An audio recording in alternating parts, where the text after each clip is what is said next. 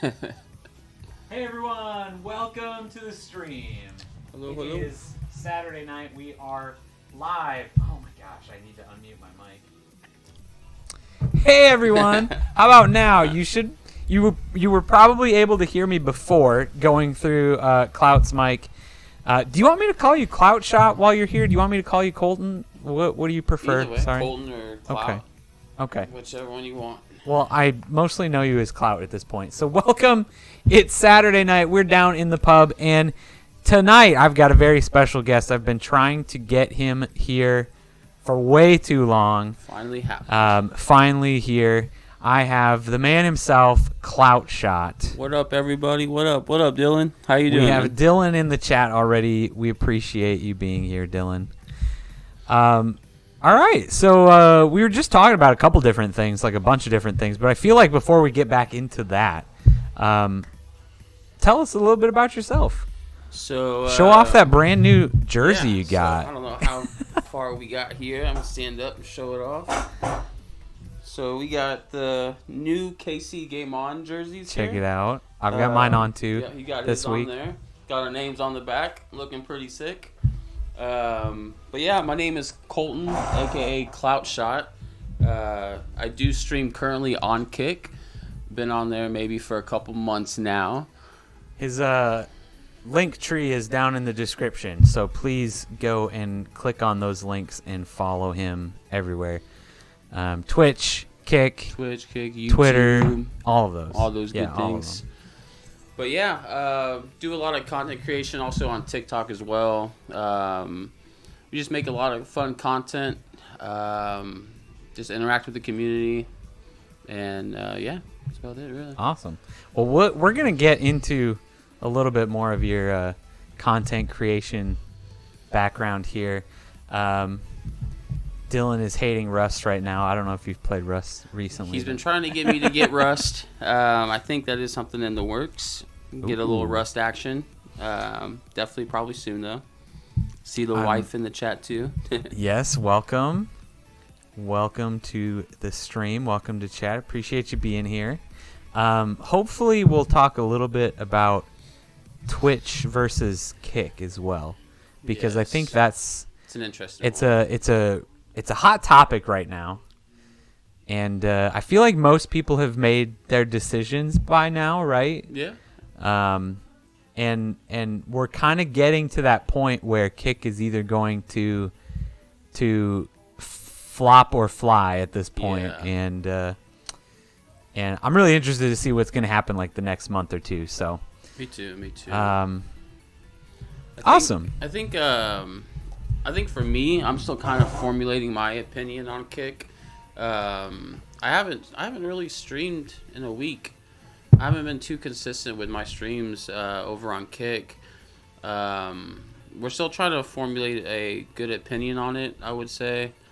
Trying to still, see what the developers are doing with it, seeing what the guys, see what they're improving on, things like new features they're adding and all that good stuff.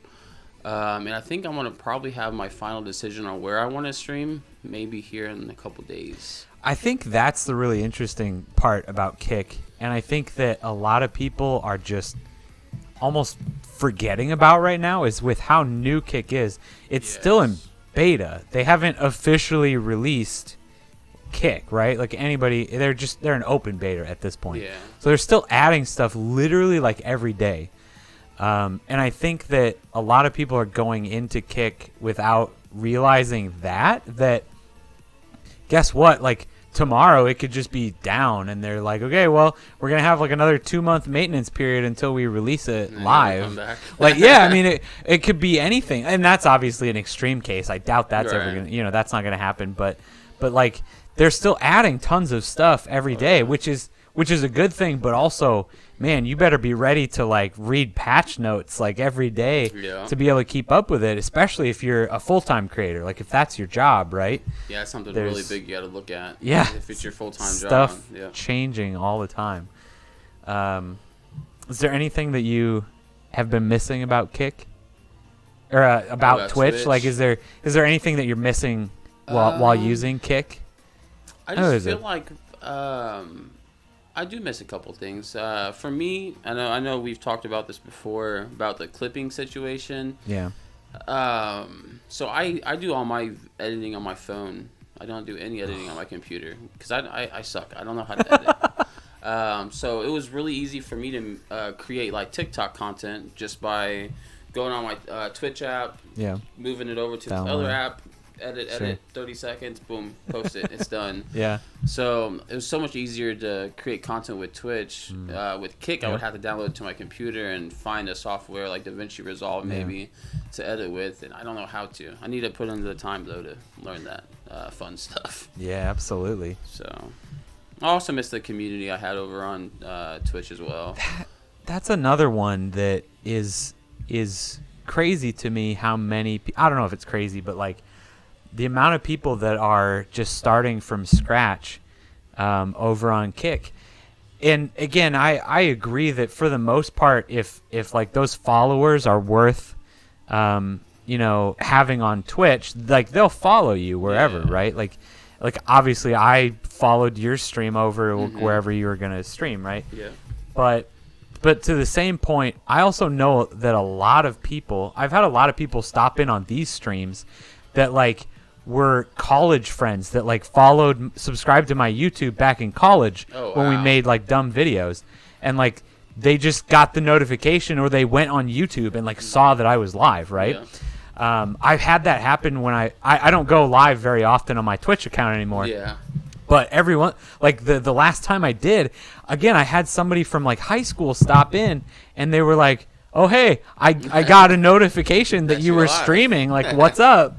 Like, it's so you are starting from scratch. So like you're not going to have those people either, right? No. You're not going to have those accessory, subscribers and followers and everything. But again, depending on where everybody's at, it's definitely probably different if you're an absolute brand new streamer, right? Like you don't have to worry about those kinds of things. But I feel like you said the high school friends that would stop in. I have the same thing, but only on Twitch. Because not everyone's gonna know that you switch platforms unless everybody sees a post that you switched. Yep.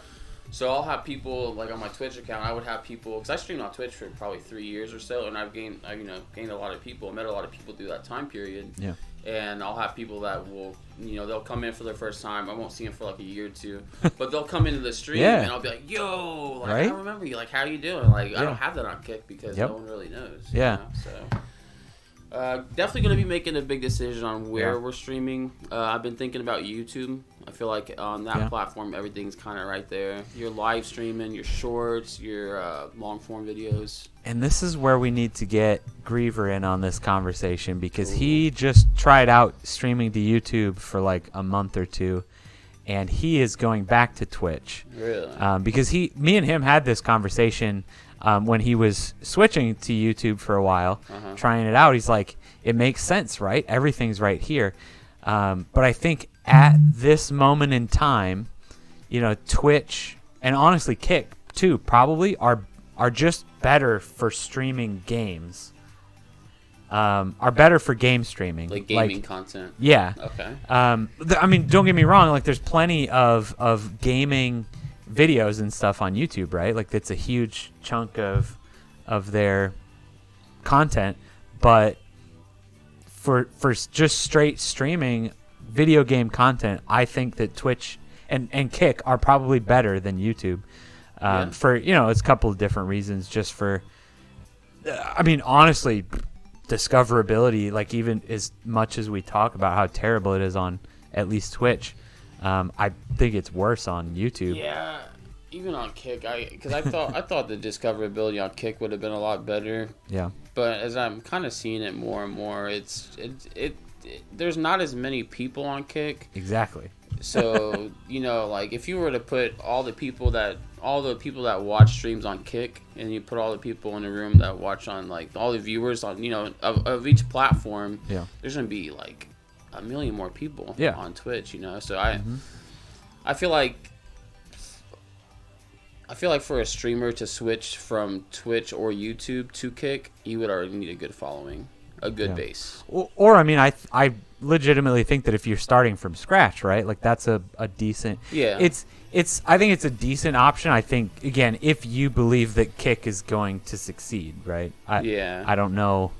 If it were me, I don't think I would take the gamble on Kick at this point if I was brand new, because heaven forbid a mixer situation happen where I was just thinking of that too. Yeah, exactly. Where you start to really make it, and all of a sudden, we're actually done. But. That was a fun time. Welcome to the stream, Scarfino. We appreciate you. Hello, we can finally stop crying. And Dylan, you're leaving us in suspense. Are you going to tell us what your tattoo is? Yes, or Dylan. you're just gonna leave us hanging?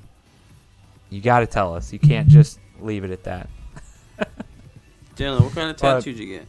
I think really the you're here so you don't get fined. I mean, let's be honest. If I have to be there for your streams, you should be here for mine. That's an inside joke. It's fine. I'm not gonna explain the details. You want to tell them what we're drinking on? Or they probably already know. I don't know. This is the Limitless Brewing here in Kansas City. Limitless Brewing. This is called their Joko Juice. It's a beautiful orange-flavored hazy IPA. You cannot see through that. It's fantastic. Very good. Very good. My first time having it. Got a small snake on his forearm. We're just gonna try to figure out why YouTube chat restrictions aren't working here real quick. That's really cool though, Dylan. Hey, we've got 50 Shades in the chat. Welcome. We appreciate you changing the subject as quickly as possible for us.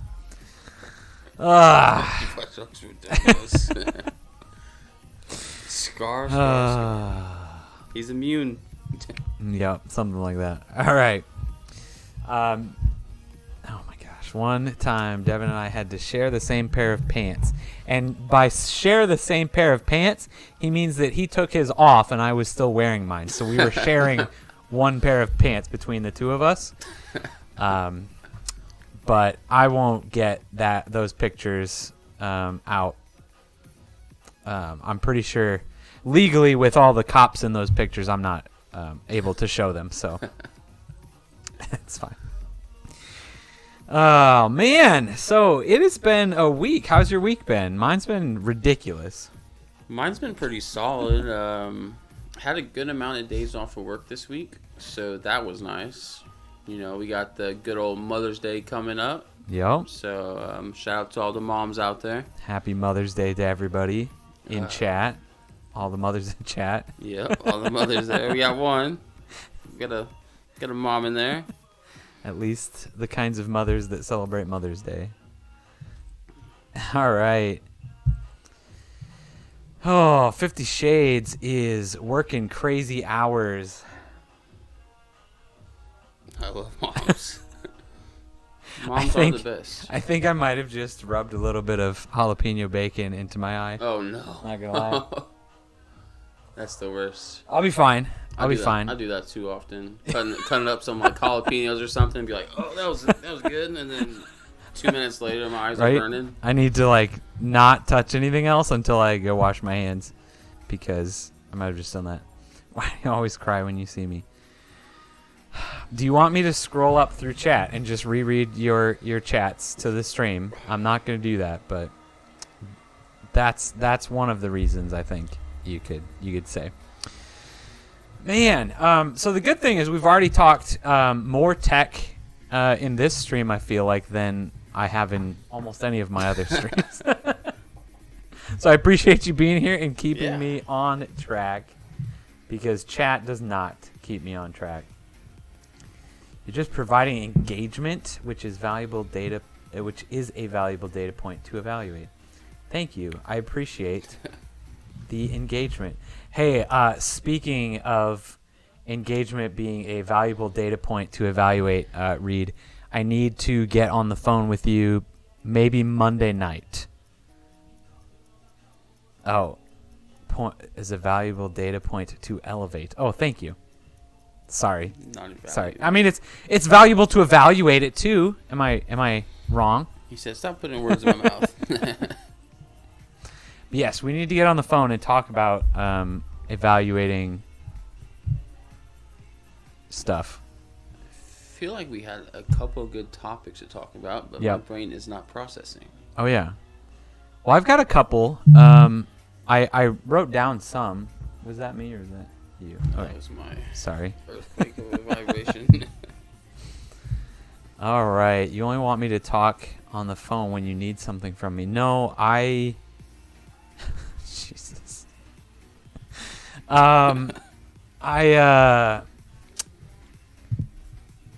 Yeah, you're right. I do need something from you. I need to ask some questions about your expertise and your knowledge. Yes. Nobody deserves the tragedy of understanding what Scarfino is talking about. All right. This is Snake. Nice. That's awesome. It's a nice little tattoo there, Dylan. That's nice, super man. cool. Nice. Jealous. I really want to get a tattoo, but Do you not have a tattoo? I don't. I don't either. I Looks am. like I have one, but I don't. I am like phobia afraid of needles. Ooh, yeah. So I'm really debating. Like I have not gotten. So I did get my COVID shot, but previous to that, the last needle I had was when I was 18. Like we're talking double digit years of not having a needle because I am like if I talk about them too much, I will make myself physically sick. Oof. Yeah. Like I don't know what else to say to myself, right? Like I'm not a 5-year-old kid anymore. Like I can't just like talk myself out of this, right? I would love a tip because I would really like to get a tattoo. I don't know if I would make it, and I'd hate to get something started and then be like, and then I throw up and I pass out, and then I'm like, okay, I can't do it, and I've got yes, drugs. I assume that drugs would help, but I'm pretty sure that they advise not to do that. I heard some people eat chocolate while they're getting a tattoo. Yeah. I don't know how that Well, it's probably like correlates. blood sugar stuff, keeps you, but so I don't know. That's the only reason I haven't gotten a tattoo at this point is because I don't honestly know if I would make it through. It doesn't sound too fun. A bunch of needles. Yeah, right. It definitely does stabbing not sound great. But 100%, I got through my COVID shot because I watched. I all of a sudden, like once COVID got like real for everybody, right? I knew that like I was gonna have to get one, especially because we had Leo during COVID, the height, right? And I was like, I need to get one, even if it's just for my kids, right? So like I'm gonna get one. So it was like a solid 6 months of me just like watching YouTube videos of needles like every night. Just to, like, get used to it. Oh, man. And then I finally got to the point where I just went, I'm not getting, like, physically ill watching this video anymore. That's good. Like, I think I'm ready to do it. That's progress. And I'm not going to lie. I sat in my car. I pulled up to the pharmacy to get it, sat in my car, and I was like, nah, I'm just going to go home. That's how I am. And then I sat there, and I'm like, God dang it, I need to go and do this for my kids. So I walk in. Okay, we're going through the whole story of me getting a needle for some reason.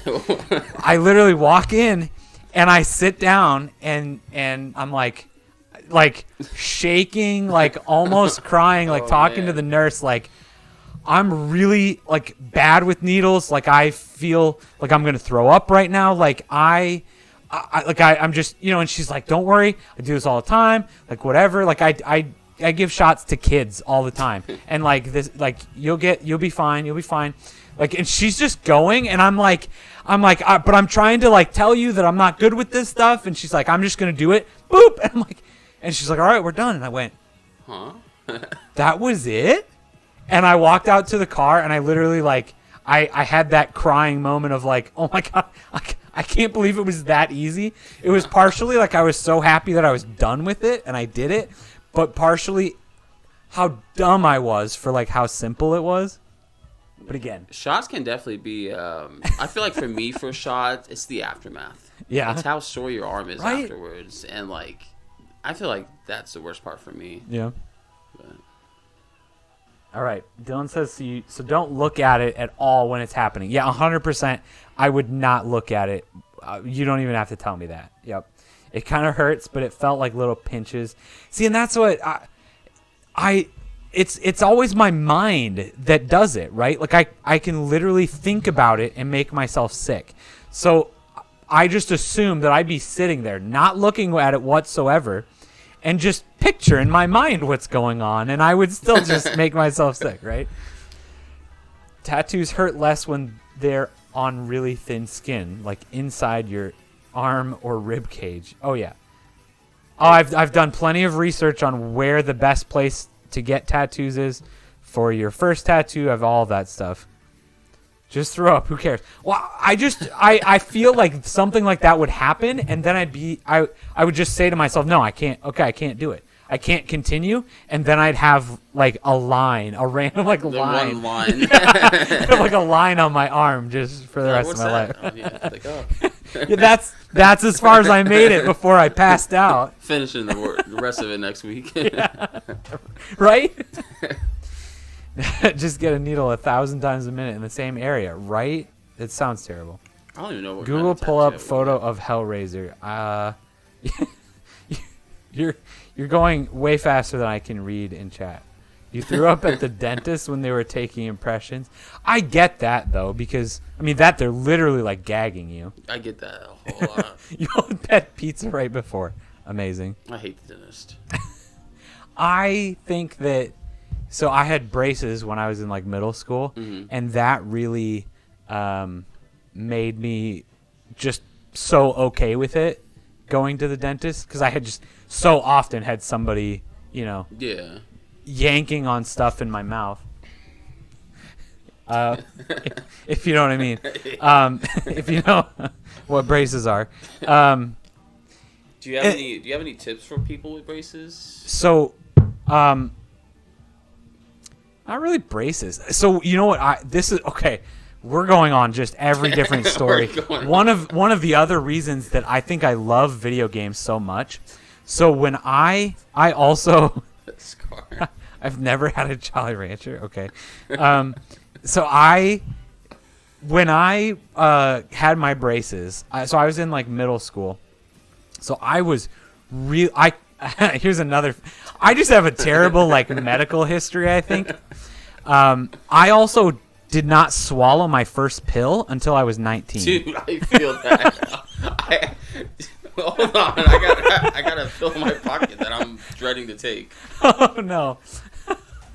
So I'm fine now, but I'm dreading to take that, dude. Okay, so tips for pills is don't drink anything with them. Just swallow it. Just act like it's a piece of food. You just ate food that was so much bigger than that pill, and you just swallowed that food. It's dry though. I know. No, why would it get stuck? Does the food get stuck in your throat when you swallow it? Not usually.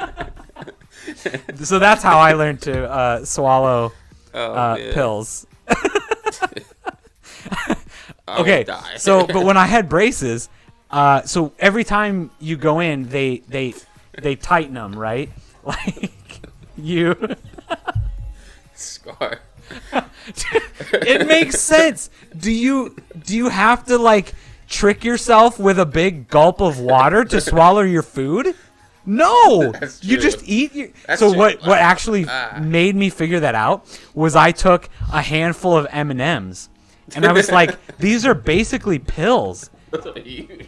And I was like, compared to this thing? I mean, yeah. So I took some M&Ms, and I was like, I'm just like basically swallowing these, like without chewing them, anyways.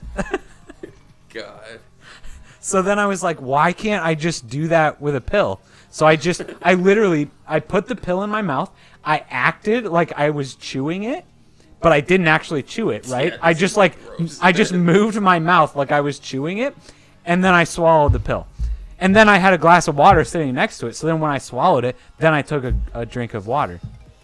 But I don't know. I feel you on the pills, though. I Yeah. definitely feel that. something is wrong with me. Okay, so going back to that. So I didn't really swallow pills. When I had braces, so every time they go and like tighten them, right? Like you're just in like your mouth hurts for like a day. Yeah. And whenever I got that done, my mom would take me to go and rent a video game. So we'd go to Wait, this was in the time when you had to rent video games, like you didn't. See, I miss those days. Yeah, right. Those So were cool. so every time that I went to have my every time I went to go and have my braces tightened, my mom would go and take me to rent a video game. And then I would just like Oh, I thought you were talking about for No, every time. So like, every like month when I'd go get my braces Okay, tightened, yeah. like we'd go and rent a video Okay, game. yeah, yeah. And then I would just like marathon that game, for the weekend or whatever it was. Okay, we don't need to talk about the hot dogs here. That was one time. I'm just kidding.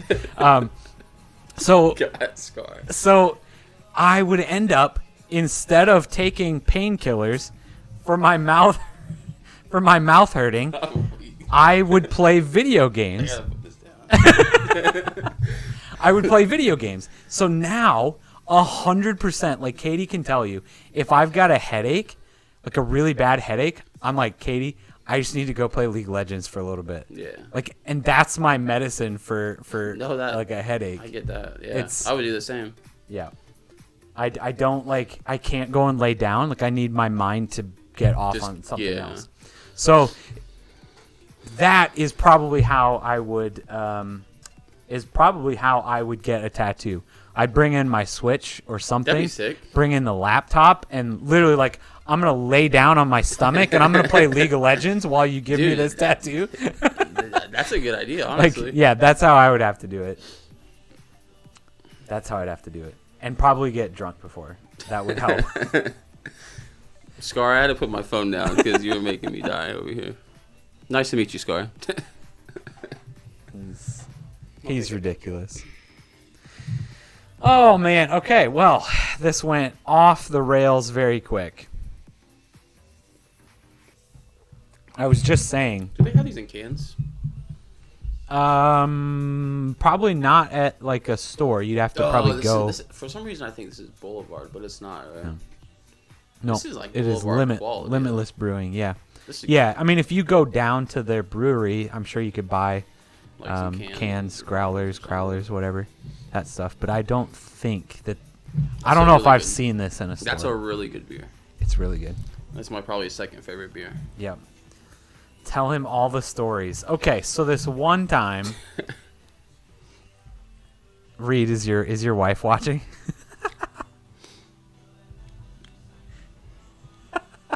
Because I was gonna tell some Twitch stories. Is that okay to tell here? She's in the house. You're in your office. Good. All right. He's like, spill the beans. Oh, it's all fair game. Oh man. Okay. Well, let's be honest. I don't want that on my stream, so I am not going to be telling that story.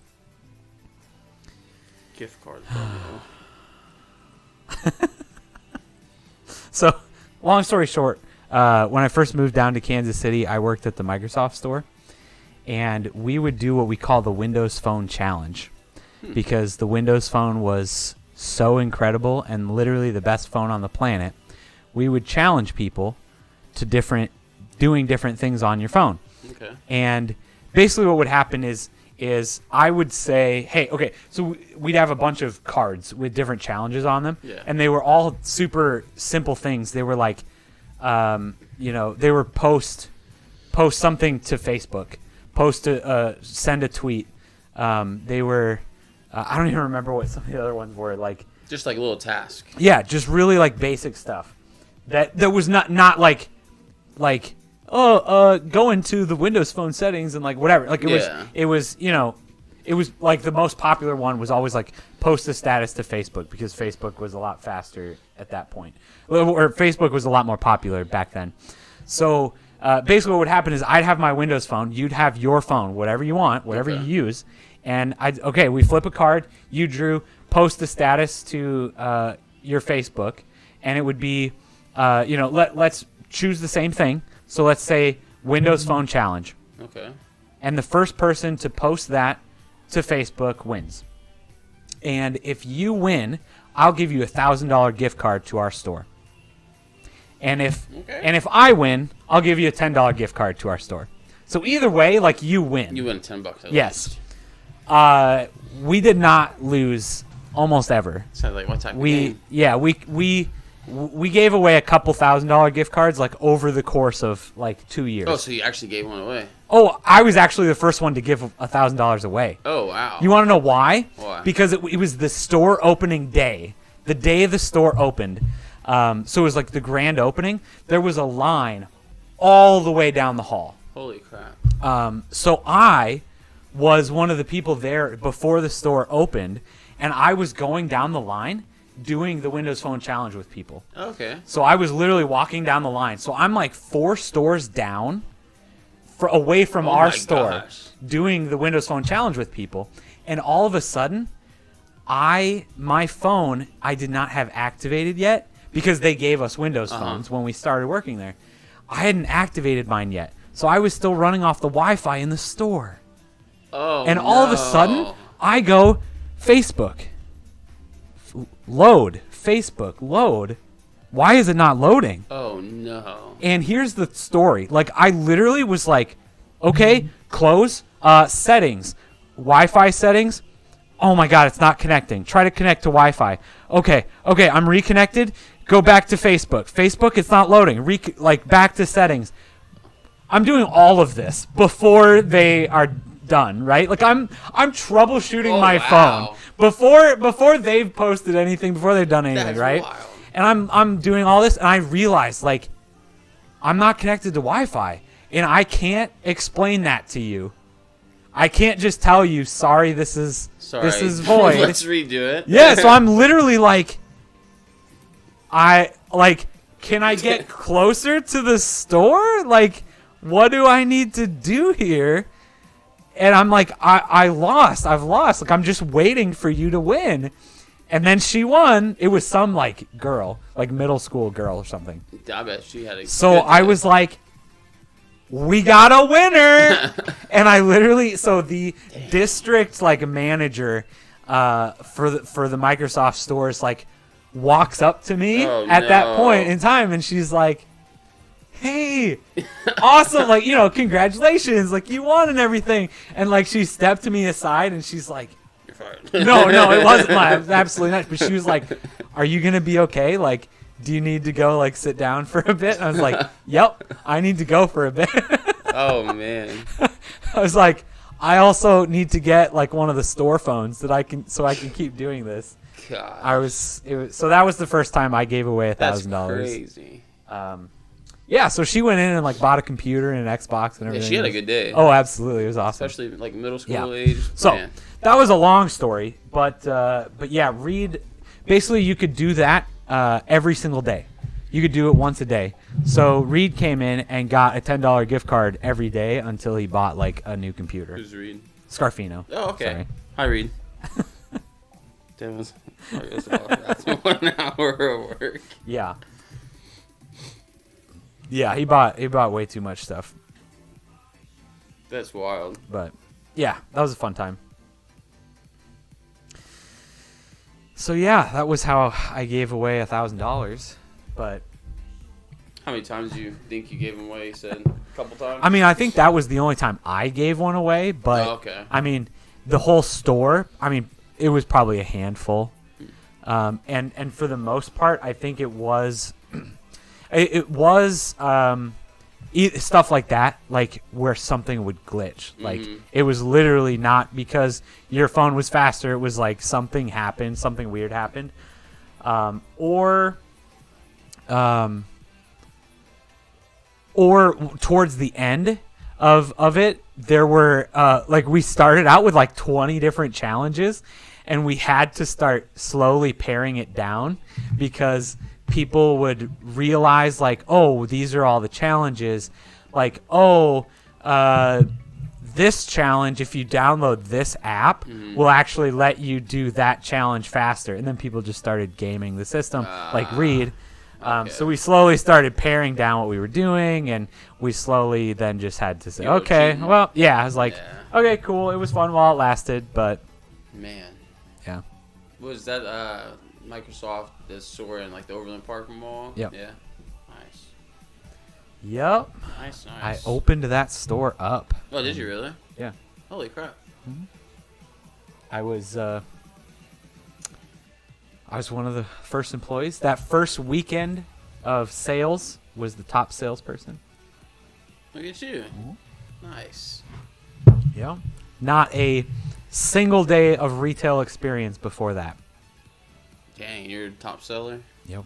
I mean, hey, if you know your product, you can go a long way with that. They did a really, really, really good job of selling us during training. Like I drank the Kool-Aid hard while I was working there. Okay. Which, yes, it made it really easy to sell the stuff. We also, to be completely fair, I mean, we had the best products too. At the Microsoft store, they didn't sell like garbage computers for the most part. Most of them were pretty solid.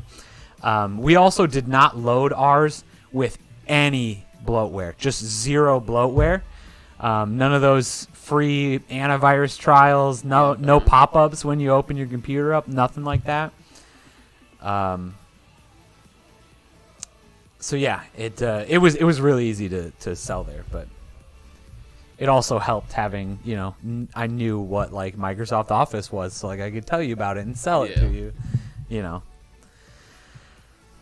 Cool. Let's chat back up here. Yeah, that's probably enough on the Microsoft store though. Microsoft store has a lot of stuff. I think I Yeah. get that confused with the Apple store though, because they're pretty similar. I feel like the Yes. looks of the store. Absolutely. Yeah. Yep. Yeah, everybody was complaining when they first started opening Microsoft stores. They were, why are you just copying Apple?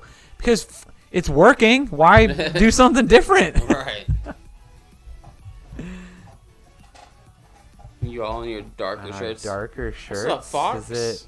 Oh my gosh, it's Fox. I thought that was Scarfino's. I'm like, why do you care about our shirts? I think Fox got the white one, right? Yes, he sure did. Welcome to the stream. Appreciate you being here. Have to get you into one of these streams eventually. That'd be pretty cool. Have a little Yeah. Fox stream. Yeah, Fox stream. Be good. Be good. Uh-oh.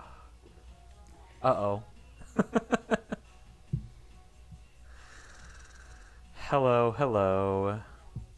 I don't know if anything's safe anymore. We were also talking before the stream, before we went live, about social media. I don't remember what exactly it was about. I remember it was social media related. Instagram. I know. Oh, yeah, that's right. We were Instagram talking about stuff. how terrible Instagram has gotten. Yes, Instagram is It's garbage. it's a lot of ads. Yes. A lot of ads. And Lots of lots of promoted content. a lot of promoted content that can get you in trouble. Yeah. If you're, if Yep. you're married. Yep, for sure. But yeah, I think I don't remember why we were talking about that. I don't know if it was we were talking about all the different platforms, if we were talking about stream discoverability outside of stuff. I don't remember I can't remember if it was anything in particular or not. But what's your favorite social network if you had to pick one? This excludes like YouTube and like stuff like that. Okay. Honestly, I was gonna say I think if I had to pick one I would at say- this moment, YouTube is probably my favorite. I would say for me, we're talking about like non-video, like I would say Twitter probably. Yeah. I mean, I feel like Twitter's too. pretty. I use Twitter all the time. Yeah, Twitter's pretty nice. It's one thing I don't really fully get is the Twitter Blue. I've heard, I had it. I'm not gonna lie, I paid for it for a couple of months. But I just feel like it didn't really provide the tools that it made it seem like it was providing for you. Like it sends your tweets out to a bigger audience. But I just don't feel like that was the case, because whenever I canceled my Twitter Blue subscription, I was getting the same amount of views. Right. And yeah, but I think for me, definitely Twitter. Without Twitter Blue, I think it's just fine for me. A lot of my favorite people are on there. I get to interact with a lot of people.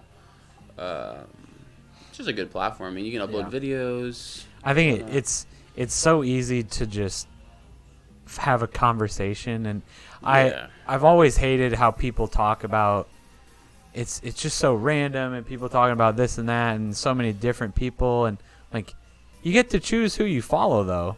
Mm-hmm. Like you can follow whoever you want. Yeah, definitely. Like I just get so much like news and information from Twitter that same. Yeah, I get a lot of news too. Not gaming news either. Like I mean, I do get gaming news, but I get like everything. Just politics. I get a lot of politics stuff. Honestly, on mine. Yep. But I've been trying to get into like Facebook more. Obviously, not my personal Facebook, but like for my like my Cloutshot brand, if you would say that. But I mean, I've met a couple cool people on through Facebook, but while using my Cloutshot profile, and it's not bad, but it's weird. I think like it's there. Like, there's obviously people still on Facebook. I don't like that, but it's weird because that's actually one of Casey Game On's like bigger social medias. Not necessarily even like following, like just straight numbers, but when you're talking about engagement and like if you just said you only get one social media to go and sell tickets to Casey Game On for, like I'd say, okay, we're going to Facebook. Like hands down, like instantly, we're going to Facebook, which is just unfortunate. I feel like for KC Game On, I mean, I feel like having the KC in it, and you post it on Facebook, a lot of local people will see it. Like, there's just a ton of local people on there. And I think that is probably one way that Facebook definitely has a much bigger hold on I feel like real life communities. Mm-hmm. People sign up with their, for the most part, more people have signed up with their real identities than Twitter, right? 100%. Half of our Twitter following is, random bots and people with anime profile pictures that, who knows if they're actually real people or not, right? Yeah. But, and not obviously to say that all people on Facebook are real people either, but I wonder how many bots there are. Like, if there were like data to show you how many bots were on Facebook versus Twitter versus such and such. Yeah. I wonder what the percentages of that would be. I know that Elon tried to get all of that information for Twitter. I don't know if he ever officially got it, or at least posted it publicly. But that was one of his, while he was talking about buying it, was one of his big. He's like, I need to have this information before I buy Twitter. How many bots are on the platform? Yeah. Sort of thing. Fox could probably take a turn next weekend, maybe, perhaps. I need to look. One of these weekends, my family's coming down. I think it is. Oh no, not next weekend. It's the weekend after, I think. We can talk. We can figure it out. We'll figure something out. We have a question from the chat though for you. What is your favorite memory while streaming? For me, I would probably say whenever I streamed on Mixer. Yeah. I had a really, really good time on Mixer. And my wife might even remember. She's in the chat there. Just when I would have a lot of Fortnite community nights. Like literally almost every stream would be me playing with followers. We had like 20 people in there at a time, and it would be pretty consistent with that number. And I think that would be my favorite time, like either playing Fortnite with my community or playing Minecraft, because my Minecraft servers would be full 24/7. That's awesome. And it was just such a fun time, just getting to know everybody, seeing, like, let's just use Minecraft for an example. Whenever we would have our Minecraft server, just seeing everyone's builds, talking to everybody while we're building, just chatting it up. And I guess we could have that with Twitch or Kick too, but something about my Mixer community just really, it was really cool, man. Mixer was a good experience, and I just wish they would bring it back and refine a couple things within the app. But I don't think that's going to happen. Yeah, no, I don't think it's coming back either. Pretty. But, I miss it for sure. Did you have a Mixer at all? Oh, yeah. You did? Absolutely. I worked for Microsoft when they bought Mixer. So maybe you could tell me why. So I can tell you that it is a very Microsoft thing to do. Microsoft buys a lot of companies, whether they plan on using them or not. And from what I can tell, they buy companies like Mixer and they go like hardcore all in for like a year or two or however long they think it needs. And then if it's not super successful, they're like, all right, sorry, it didn't work out quite how we wanted it to. Damn. So I really feel like they've been on the cusp of greatness with a lot of those things. And they just decided, like, okay, that was enough pushing. Yeah. Just like Windows Phone, they pushed the crap out of Windows Phone back in, like, 2014 to 2016 type of time frame. Like, they pushed the crap out of it. And then right as I felt like they were right there. And then they decided, they're like, all right, that was enough. It didn't quite work out. We're closing it. It was doing so good, I feel like, too. I mean, obviously, there was something why it didn't continue on the way it was. Yeah. But I remember whenever they ended, all the people that made partners were offered a Facebook partnership, Facebook gaming. And I was maybe 10 to 15 followers away from a partner. Yeah. And, they're like, whoosh. No, you're not. Your dreams are going down the drain, buddy. Oh, that's too bad. But too bad. I feel Speaking like of things going down the drain, can I get you another drink? Yes, please. Right. Thank you, sir. How's everybody doing tonight? Dylan, I see you still hanging out. Appreciate you being here, Dylan. Scarfino, what's up? What's up? Jenny, Fox. Hope you guys are having a good night.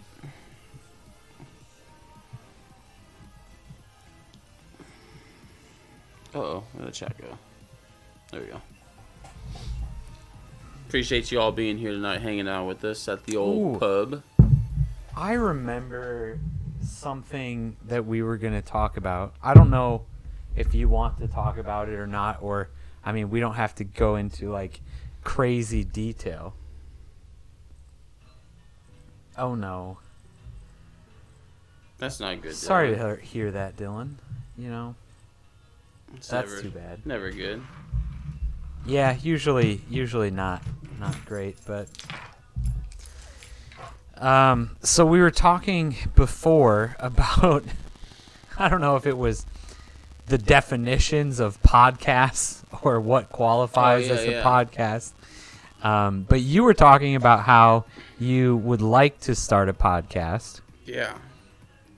I was hoping you would elaborate on that. If you don't want to, you don't have to. But it's just an idea right now, but I can definitely spill the ideas that I have.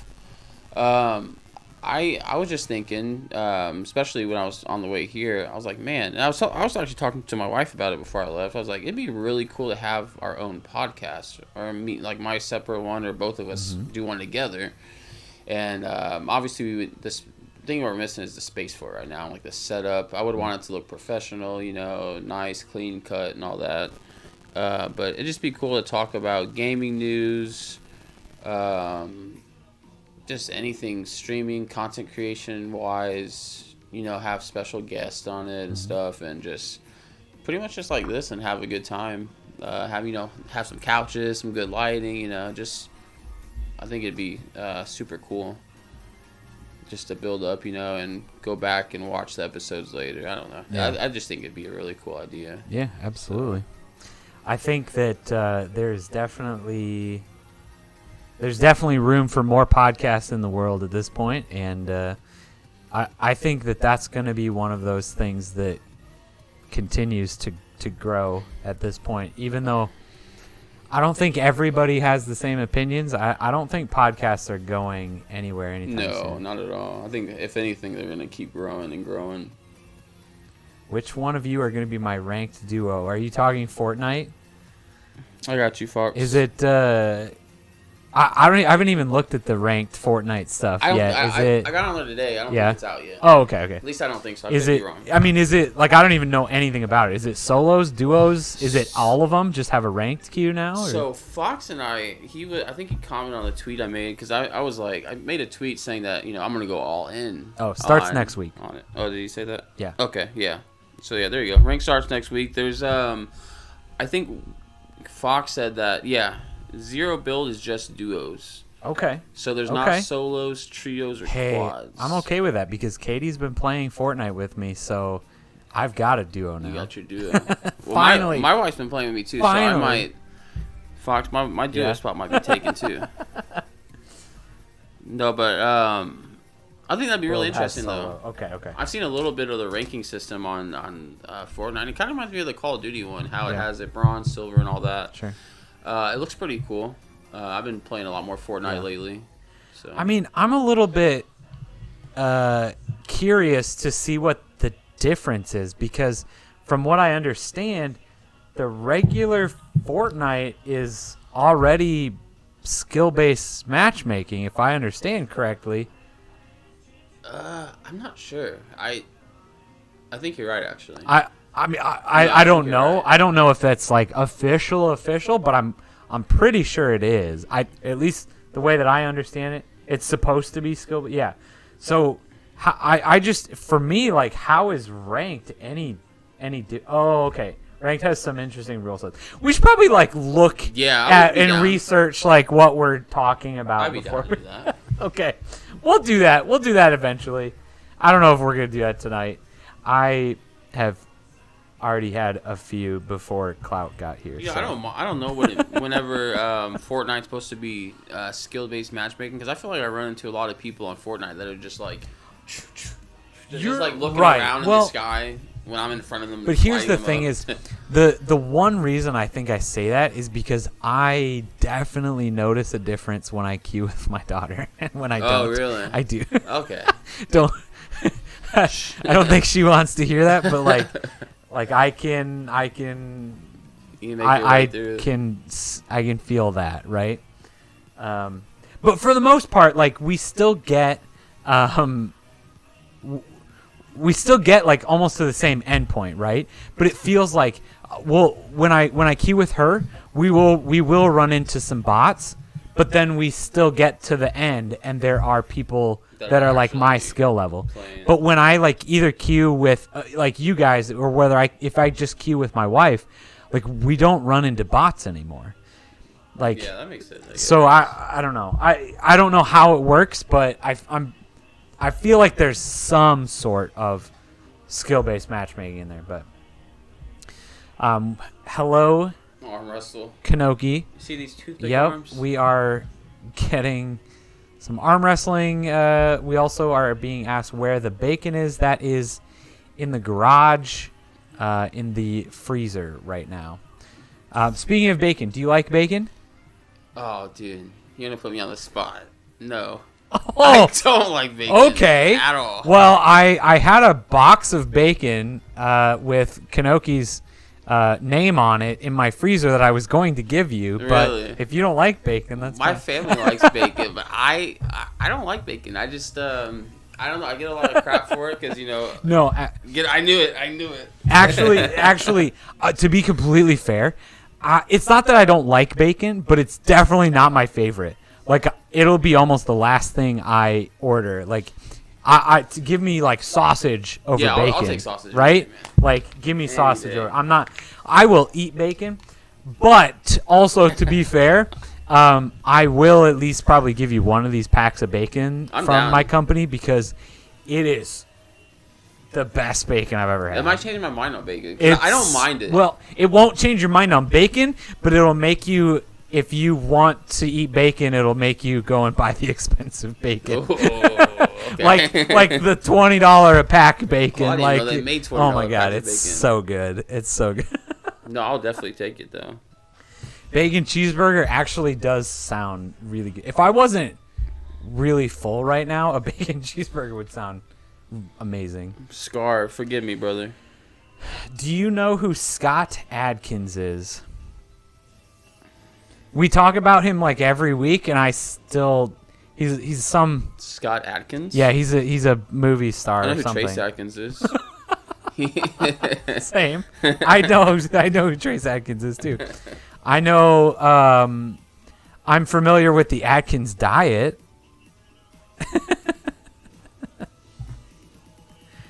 It's for religious reasons. Scott Adkins is some famous actor apparently. I don't know who he is either. Yeah. Okay, I'm good. tell you. Yep. Just say it's not important and. No bacon, no Scott. I'm out of here. I don't know. Bacon just. I don't mind bacon. Like, I'm not going to say I would, like, just throw it away. But if there's an option to substitute the bacon for, like you said, like some sausage, man, like, give me the sausage. For sure. I make good bacon though. Yeah, like my that's wife good. just said that in the chat. I make great bacon. And that's I think the other thing is, so my favorite is like the super thick cut bacon, right? Okay. Really thick, like literally like you're taking a piece of ham. It's more like you're eating a piece of ham than it is bacon. But all of a sudden it is. I'll. The other thing, I got one of the like skillets that you can put on the grill. Ooh. It's so much better. Do it that way. Like, it's so good. You're in an apartment though, so you probably can't do that. Yep. Okay. Well, you're gonna have to come over for breakfast at some point. I'll be here. Come over tomorrow for breakfast, and like I'll make some. I'll cook some more bacon on the grill, and we'll. It's so good. I think your wife is behind. I was wondering that because I seen her commenting earlier. Yeah. Hit the live button. Unless you want to be behind, that's fine too. If you want to catch up. Otherwise, if you I'm behind too. hit the live button. $20 bacon, I'm down. It's so good. It's so good. I'll remind me because I probably won't remember, but remind me and I'll get you some bacon. See what Scar said. Tell him how you got the beads on the wall behind you. St. Louis? Never.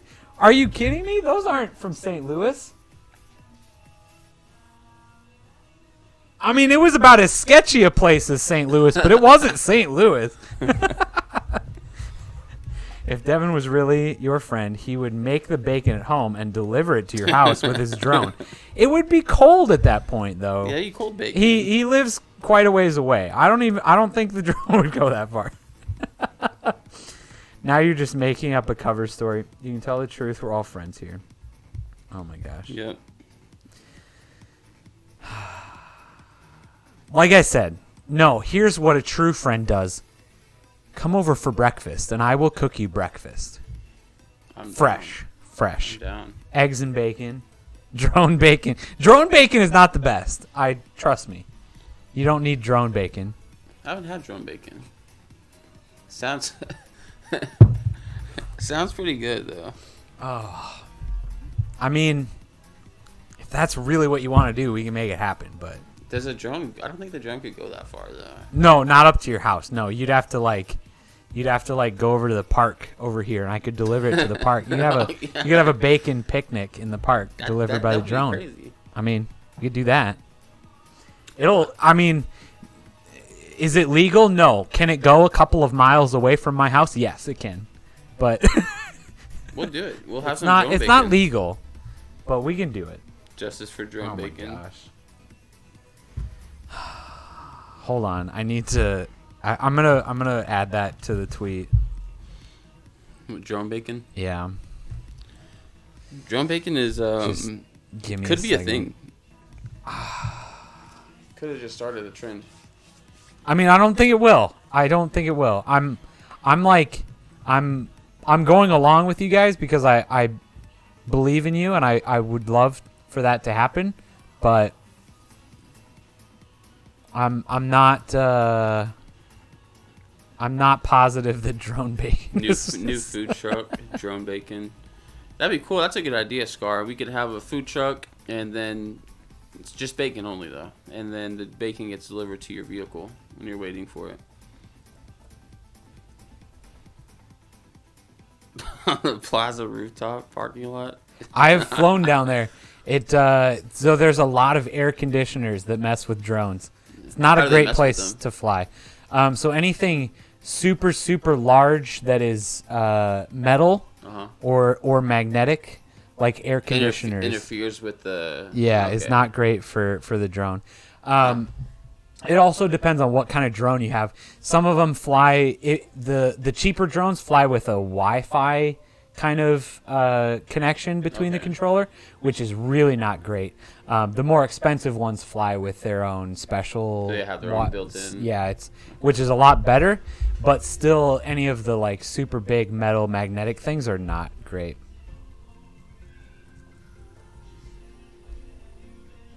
You need a jet drone. What? Drop shipping. Oh my gosh. Airdropping glizzies Sorry, across the metro. Trying to get caught up on chat here. Oh my gosh.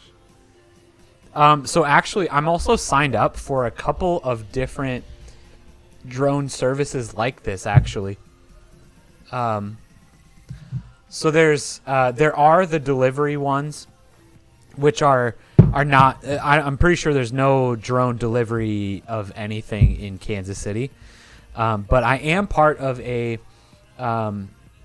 drone photography website that's basically like Uber, but it's for drone photography, right? So anybody can go to this website and say, hey, I want drone pictures of my house. Like, I will pay somebody $100, and it just sends it to all the like pilots that are signed up in that area, and it will... What's the radius on a drone? Like let's say a good price drone. Like I'm sure they all have different ranges, right? Yeah, I mean, I'm only very familiar with the DJI drones, which is definitely the most popular brand of drones. Okay. But I mean, mine costs less than like $500, and it can go like 10 miles. Something. Wow. Yeah, that's a lot more than I thought. Well, and that's also like perfect conditions. So again, the more interference you get, the farther it cannot go. Yeah. Okay. So like Wi-Fi in your house is something that interferes with it. So every house that it goes over, is interference. So if I go out to a cornfield out in the middle of nowhere, that's where it'll fly like miles. Yep.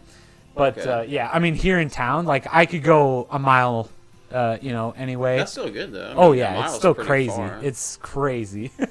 I might have to get a drone. That'd be kind of fun to play Dude, with. so much fun. I've had a bunch of drones. Yeah. Yep.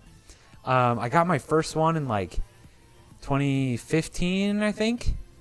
Got my pilot's license. You don't have to have No, not to officially fly one. Okay, I was saying. To fly one commercially, you need a pilot's license.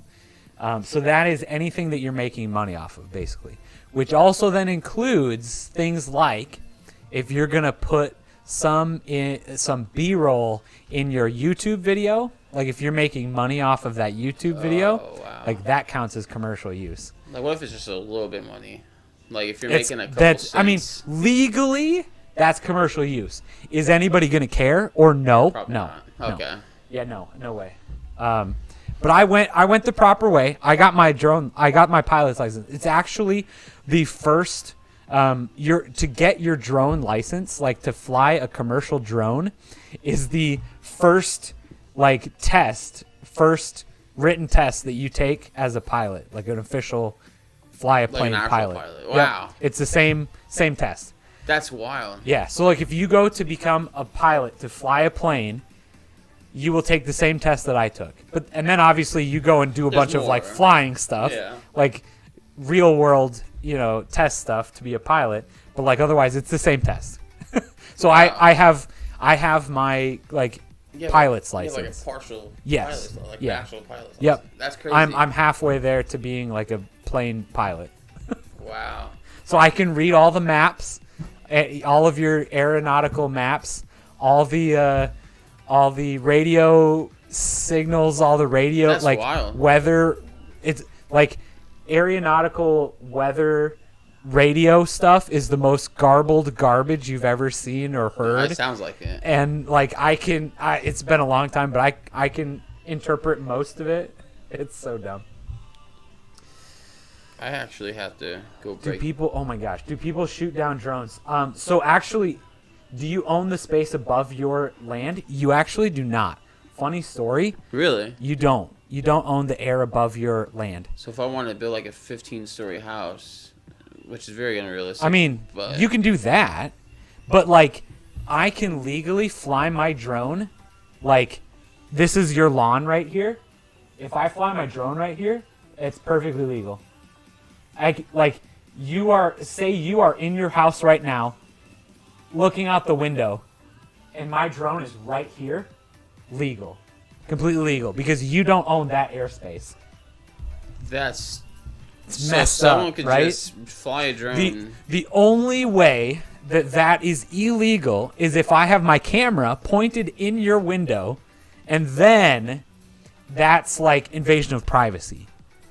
But it's not trespassing. It's not like you still don't own that airspace. Wow.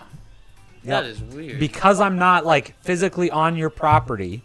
But you're in your property. I am in the airspace above your property. That's wild. That's the legality of it. Or at least in Kansas. That's all I know. Who owns the airspace then? Just the state? The government does.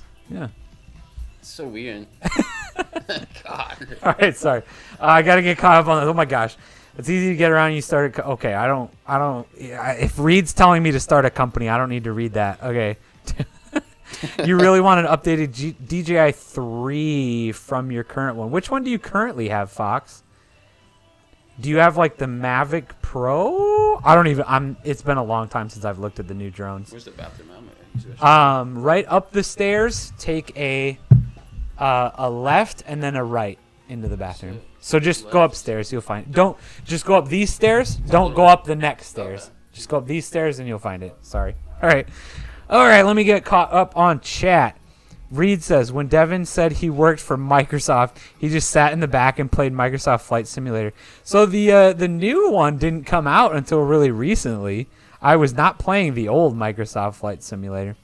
You'd immediately start a side hustle and window creep. Yeah, so technically window creeping is illegal. Yep. Don't worry, you have the glizzy drones to fall back. Oh my gosh. You sold one for over $1 million, boy. Okay, respect you. We're all stuck in a sandwich of government, sky, and taxed earth. Dude, yep. Yes, if you are in the pub, I will tell you where the bathroom is. It is for pub patrons only. Hot dog dropping drones is a great idea. I think you guys should do it. So I think, so food is a whole industry by itself with regulations. If we are selling food, that's a whole different thing that honestly I don't want to get into. If you can figure out how to keep the relish on them during transport. But who owns the regulations on the food in the sky? I assume that would fall under the same regulations as any other food, any other restaurant. Like, you have to maintain standards as far as that goes, right? You need to be insured or whatever you call it. Inspected by the health inspectors. For sure wrapped up. Can't just have flying glizzies slapping them in.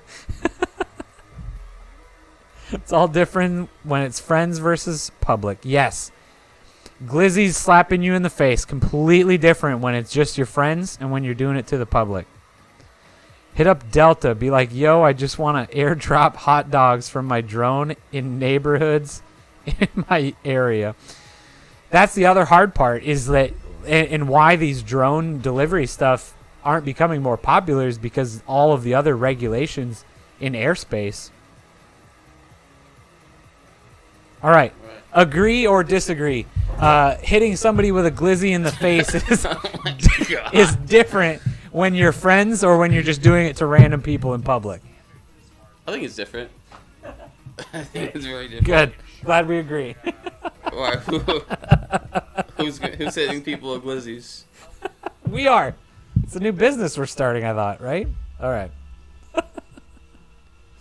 Oh, my gosh. Catch up on chat. You don't have to. We're talking about glizzies. Oh, my gosh. All right. Gosh. Yeah, so here we are. Oh, I don't actually. I should measure. I need to weigh my drone and see how. Like, I need to see how many hot dogs it could carry. Because if we're just talking about like, just hot dogs, like plain hot dogs. No bun? Yeah, like no bun, just a hot dog. Like how many could it carry versus like fully loaded ones? I have a really really small drone. Maybe just maybe like. How small? You have the drone here? It's up in the office. I can go grab it. Yeah, it's really small. What to see? Find information on the internet, like average payloads. Guys, how many glizzies do you think will fit on this drone? He's gonna go grab it real quick. Thank you guys for coming out and hanging out, though. We do appreciate it. I had to go break the seal real quick. Oh damn, that was quick. Yeah, it was just upstairs. So like. So I'm guessing. This is really small. I'm guessing maybe like a half a pack. Like, give me 6. Are you ready for this? I am. I don't think you are. Holy cow! Maybe not even that. Maybe we're doing one. Maybe like 2 or 3. But they gotta be tight. They gotta be packed in there tight. This is why I'm saying there's a difference between fully loaded ones and just plain hot dogs. Ooh, I don't know. I don't know if I would want those propellers close to my glizzy. Feel that. Feel how light that is. That is cool. So there's a whole different set of regulations based on the weights of drones. I've never actually seen one of these. And this one is 1 ounce under where you need to register it with the government. Really? So I legally don't have to register this.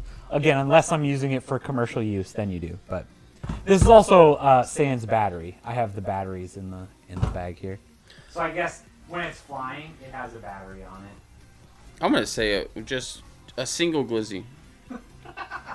I mean, fully loaded. That's all I would Yeah. probably be comfortable with, right? So here's a battery with it. It's a nice drone though, definitely. They dangle by strings. You release Make one it at a lift time. Cloutshot. There you go. So there it's now 1 ounce under what it needs to be registered. Get some hot dog.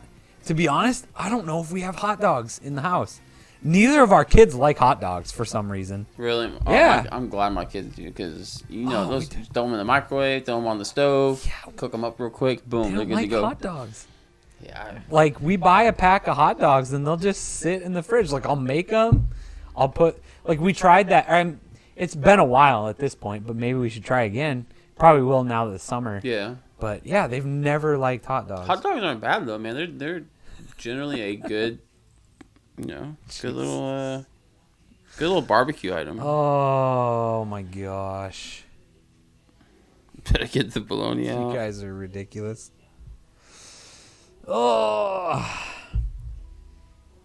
If you had a drone, you would drone us, Glizzies. Thank you. Appreciate Thank you it. for. With a pickle in the middle. Absolutely. Pickles are the only way to eat anything. It's with pickles. This is how the streams usually go. Chill. Yeah. I like it. I'm here. I'm here for Talk about hot dogs for the most part. glizzies So, and tattoos. Yeah. So I mean, but it is like the right size to like hold a hot dog down here, right? Like it's perfect. Yeah, you could put a little string. But like, yeah, I don't know. Like two fully loaded hot dogs might be too much for that. It'd be a damn good hot dog though. I bet you. From a drone. But see, I don't even know. The hard part is this one is so small that either if I don't even know if they make an attachment that can drop things because it might be too heavy for this. So like, That's true. I would literally have to like duct tape Yeah. the hot dog to this, and then it'd have to land. You would have to take the hot dog off, and then I'd have to take off again. Like, I don't think that there is a mechanism that opens and closes made for this drone that's Do you think small enough. Do you think adding that glizzy would make it go over that 1 ounce? that Yes, one it would. ounce. Yes, So you would have 100%. Yeah, you have to commercialize Actually, it. yes, because, well, first, if you're delivering hot dogs, that is obviously a commercial business, so you'd have to register anyways. Yeah. Chicken nuggets. We could deliver chicken nuggets. Oh. How about peanut butter? Dylan loves peanut butter. I mean, peanut butter would definitely be too heavy. It's dense, very dense. Nick, welcome to the stream. You are missing a good one right here. What's up, Nick? Nick himself. Oh, man. You participated in its birth, so you know it's good. Amazing. I mean, to be honest, delivering chicken nuggets might be better. We all at that point, because I feel like the hot dog is a thing that you need to grip and then you drop it. Where the chicken nuggets, you just create some sort of bowl, and then you can just deliver the bowl. I got a sales pitch for you. What do you got? Drone-shaped chicken nuggets. Delivered from a drone. Okay. With some drone sauce. Drone sauce. Yeah, we'll figure that part out later, but okay. Drone-shaped chicken nuggets. I think that's the move. Oh. I'll warn you, I'm in the basement of my now 9-year-old slumber party with 4 really loud kids. Oh my gosh. That sounds like so much fun. I can't wait for that. It sounds like a perfect time to come over. You don't want to mess with McDonald's? They'll send Pinkertons after you. Peanut butter dino nuggets. I don't think I definitely like both peanut butter and chicken nuggets, but I don't think I've ever had them together. You know a really nasty combination that my dad eats that I'm willing to share? Okay. So I didn't find this out until I started working with him at this new job that I'm at now. And the reason why I found out was because everyone was like, "Does your dad really eat this?" And I was like, "I didn't even know he ate this." So you get a piece of bread, put peanut butter on it, right? That one's done. And you get another piece of bread and put Miracle Whip on it. And you put them together and you eat it. Okay. The most disgusting thing I've ever heard of. And my dad eats it willingly. He's not broke. He has money. He can eat a regular sandwich, but he chooses a peanut butter and mayo sandwich. And then all the people at work were like, "Do you eat that too?" It's like, hell no, I don't eat that. That sounds disgusting. I never tried it, so maybe. I mean, for the most part, I'll try it at least once type of person. That sounds disgusting. I would never try it. I'm that type of person too. For me, I would not try that because I don't want to waste the peanut butter. Yeah, I wouldn't waste it either. It's not worth it. I would put a layer of peanut butter and then a layer of mayo and then go like this, take a bite, and then I'd be like, okay, take that layer of mayo off there and like just eat the peanut butter. I don't think I would like peanut butter and mayo. That does not sound great. Who said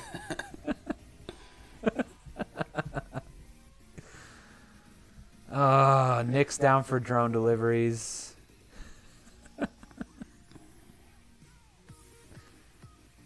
Yeah, that's it's a nasty combo though. I've heard of some pretty nasty food combinations, and I didn't think my dad was partaking into that. Yeah. And then everyone, I'm his son, they're all looking at me like I eat it too, like it's a family tradition or something. Absolutely. One thing I have. I mean, to be fair, I think that's a pretty common thing, right? Like people just grow up in the same. Yeah, I guess that makes sense. One thing I have had though that I don't know if anyone else has had. We were talking about pickles earlier. I love pickles so much. Have you ever had pickle roll-ups? Absolutely. Oh, dude. Do we make? So this is how I make them. Okay. So all right. You get a piece of ham. Spread some cream cheese up on there. A little pickle, roll it up. Cut. Absolutely. Oh, dude, those are fantastic. Yes. Those are really good. The nice thing is you can make them with almost any like charcuterie meat. Like any like salami. You can make it with like roast beef. I only had it with ham. Exactly. So but you can do it with so many. Yeah, you can do it with anything else. My God. Or even like a flavored cream cheese or something like that. Do you like pickles? I don't mind them. Okay, I'll eat but like the hot ones at the gas station, like those, like the big ones. Like, yeah. Well, we eat pickles. They're good. I love pickles. Like, if I had to pick my top favorite like foods, it's probably peanut butter and then pickles, and then beer. I don't know. Does that count as a food? Wait, the chat seems like they're not caught up on. I don't know. Must be pre-recorded. He's fake. Are we real? What's going on? I think they're just having fun chatting. Okay. Nick said, "Sweet jerseys we got." They are pretty sweet. These are actually really comfy, Nick. Thank you. Very sleek. Looks good. Fits well. I feel like I've put on a couple pounds since '93. And I'm glad it fits, to be honest.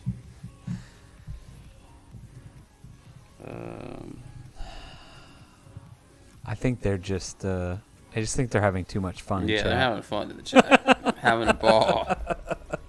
But yeah, if you guys haven't seen the jerseys yet and you want to get one, they're available on that link that's in the chat there. Go check it out.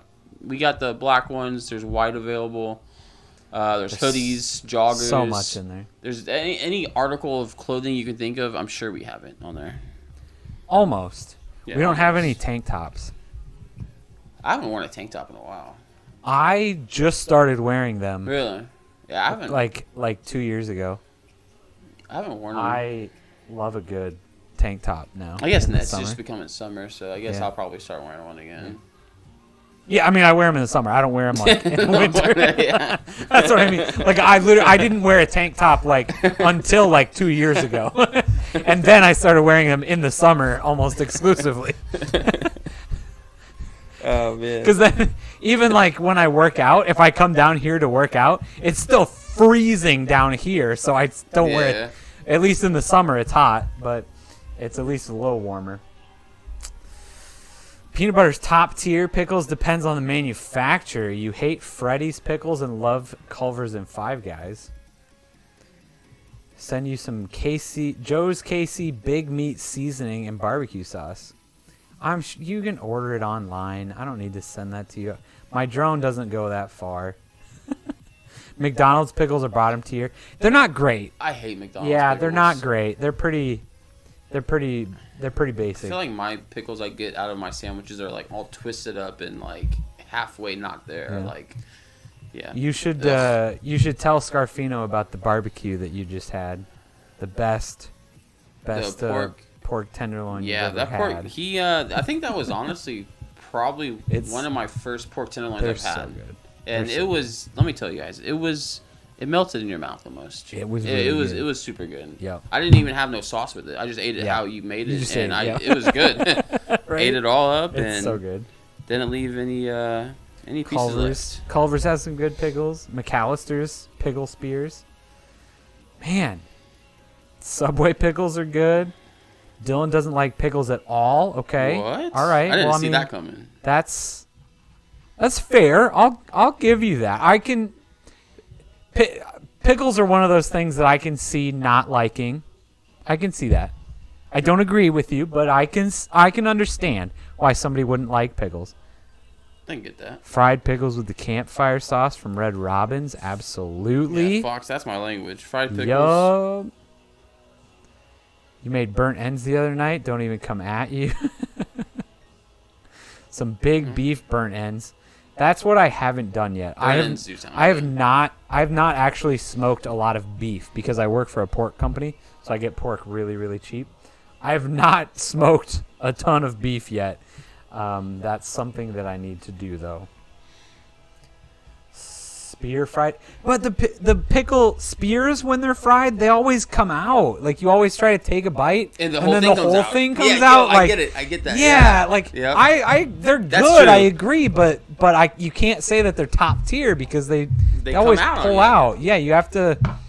You know that it can't be top tier if you have to pull out. I don't know, something like that. We'll just go. The chips are better. You eat the fried pickle with the spear, right? You pull it out. The pickle hits your lip, burns your lip, burns you. Then you're like, because they're always ridiculously hot. Yeah, it's a whole thing. You gotta eat it all at once. Dylan doesn't like the pickles, but he likes the pickle juice. Oh no, Dylan. All right, I'm down with that. Have you ever had a pickle shot though? No. That's where I was actually going with. If you really like pickles. No, I don't like pickles that much. Okay, see, I like pickles that much. Dude, I mean, you can literally mix like 50-50, like pickle juice and like Jameson, and it is just. I have a question for you. Whenever Sonic released the pickle slush, did you drink it? I didn't try it. I didn't. No? And there's a Sonic right down the road. Nick can tell you just the amazing top-notch quality that this Sonic provides. They're probably the best Sonic in town. And I still I didn't go for it. I used to. But also, I mean, pickles for me are like are the food. Like, I need a drink with my pickles. Yeah. The pickles aren't my drink, right? So that kind of like turned me off a little bit to it. I wasn't sure. I used to be a assistant manager at Sonic. Oh yeah. And it was during whenever that pickle slush came out. Oh yeah. I could not understand why we were selling out of the slush mix. Yeah, I mean, I would try it for sure. I'd try it. It just does not sound like something I would just like. Imagine someone ordering a Route 44 pickle slush, and that was happening on a daily basis. I believe it. Ugh. Yeah. Not for me. Let's go in a tub. I have had in a tub once, and it was probably the worst taco I've ever had. A lot of grease. So bad. It's powdered cheese. And Kraft macaroni cheese. Yeah. It was like the worst taco I've ever had. Not gonna lie, I've had it once. So again, maybe it was a bad experience, but I'm pretty sure that what I got was what everybody described to me, and it was the worst taco I've ever had. They're very odd up there. Is there only one in a tub, or is there multiple? I only know of the one up north. By the old Cerner? Yeah. Yep. That's the only one I'm aware of. But I don't see how they could have a second filling to sell on those tacos. Shut your mouth, Reed. That's how you know I'm a fake. I am. I'm a Kansas City transplant. Actually, last week was my 11-year anniversary of being in Kansas City. 11 years? Yep. Nice. So I consider myself a Kansas City. Once I hit 10 years last year, that was when I decided I can tell people that I'm from Kansas City. You have your now. citizenship in Kansas City. Yeah, at that right. Point. Yeah. Yep. I belong here. Like before that, it was always, oh, where are you from? Well, I'm originally from South Dakota, but I live in Kansas City now. Now you just say, I'm from Kansas where are you from? Man. I'm from Kansas City. So I figured my 10 years, that's longer than most countries take for citizenship. Fair enough, yeah. I consider myself a Kansas Cityan at this point. You gotta dip in the watery salt. Everything about that. I'm not. I would try in the tub again, like maybe if somebody else was gonna pay for it, but man, it was not great. Not my style of taco. You know, there are some super good tacos. Have you had the quesadillas tacos? That doesn't It's sound like familiar. the taco that has the brisket and the melted cheese, and then it's topped with onions and cilantro, and you dip it in that sauce. I would eat it, absolutely. Dude, next time I see you, or if I come back here, I am bringing the tacos. Okay. 100%. You need to try them. All right. They will change your life. I believe it. Completely. I love tacos. They're good. Mexican food is my favorite food, and we won't talk about how many times I ordered Mexican food this week. We had it tonight before I came here. It is so good. Do you want me to show you our DoorDash history and the Mexican that we ordered for lunch today? Oh, man. Oh, man. Yep.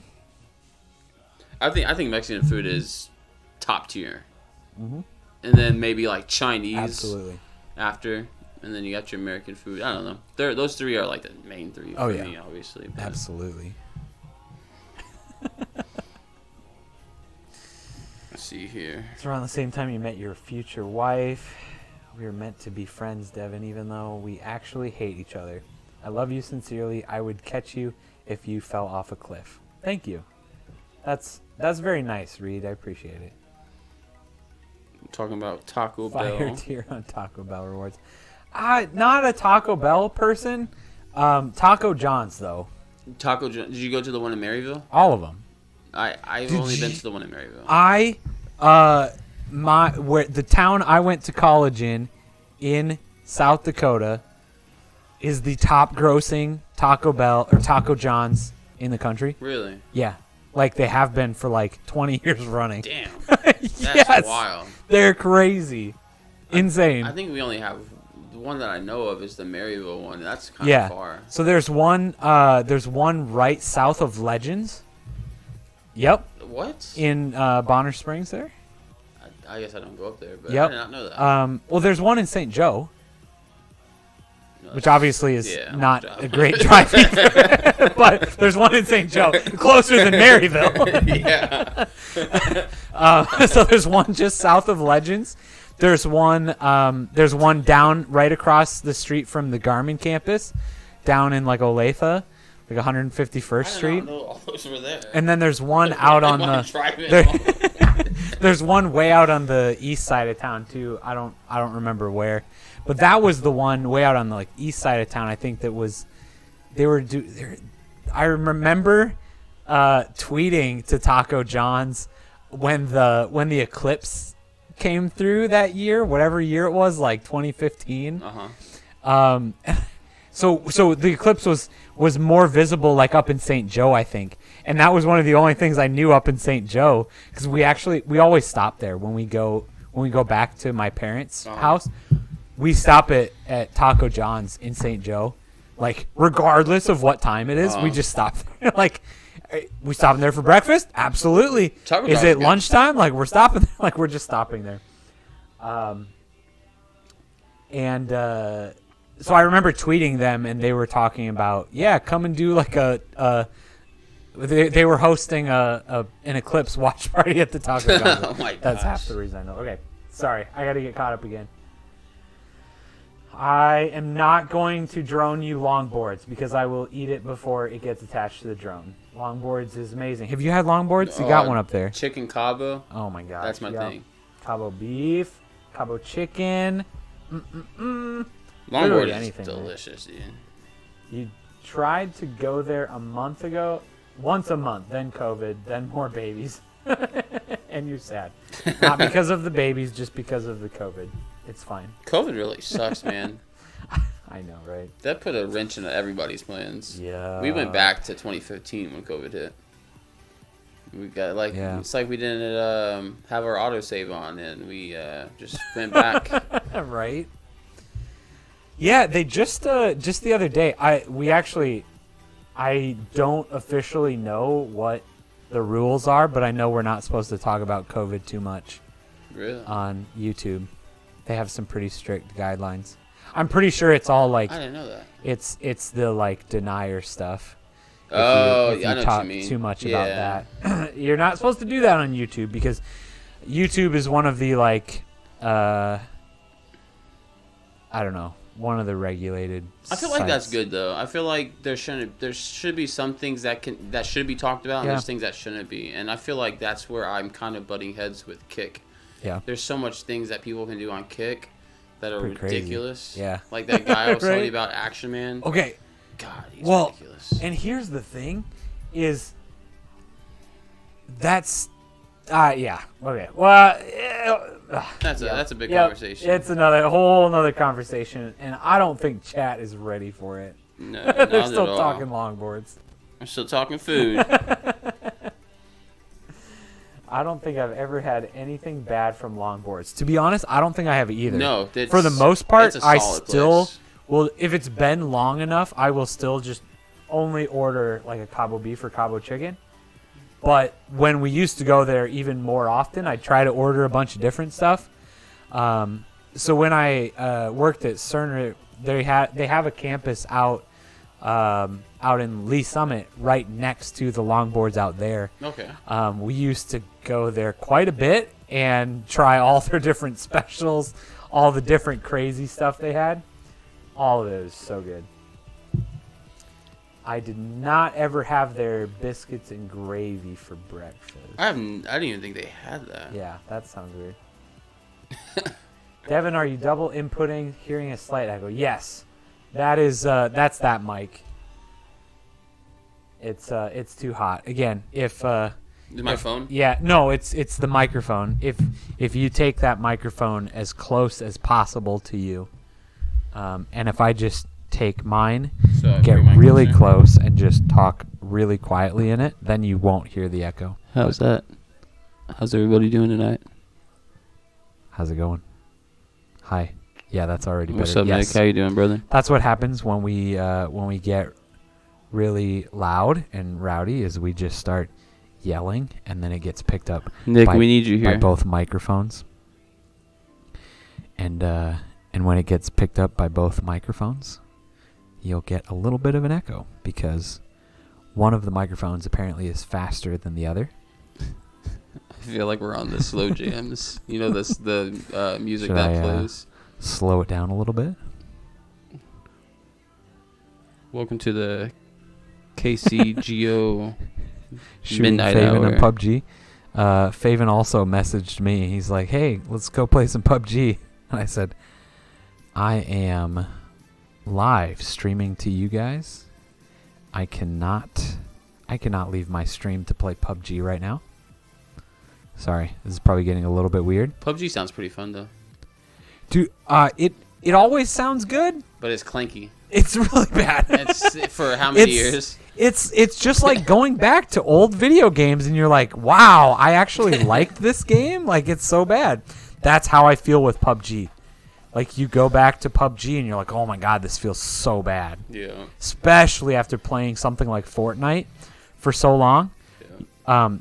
Literally, Katie asked me that the other day because we've talked about how I played the crap out of PUBG. Me too. Played the hell out of it. Yeah, so much. It's still my number one Steam played game. Really? Yeah. Oh, wow. Like still to this day, and I haven't played it in years. And it's still my top played game in Steam. And we played it at Casey Game On 92 or whatever one at home field. And I was like, man, it's just so bad. Oh, you played it at home field? Yeah, Really? yeah. We didn't do it at this last event, but almost always we do the chase Nick around PUBG game. Oh, that sounds fun. Yeah. Rate the longboards menu with Cloutshot 1 out of 10. Do we need to pull up the longboards menu? I'm down. Do they have like all their specials and stuff on their regular menu, or do we need to go to like Facebook to see it?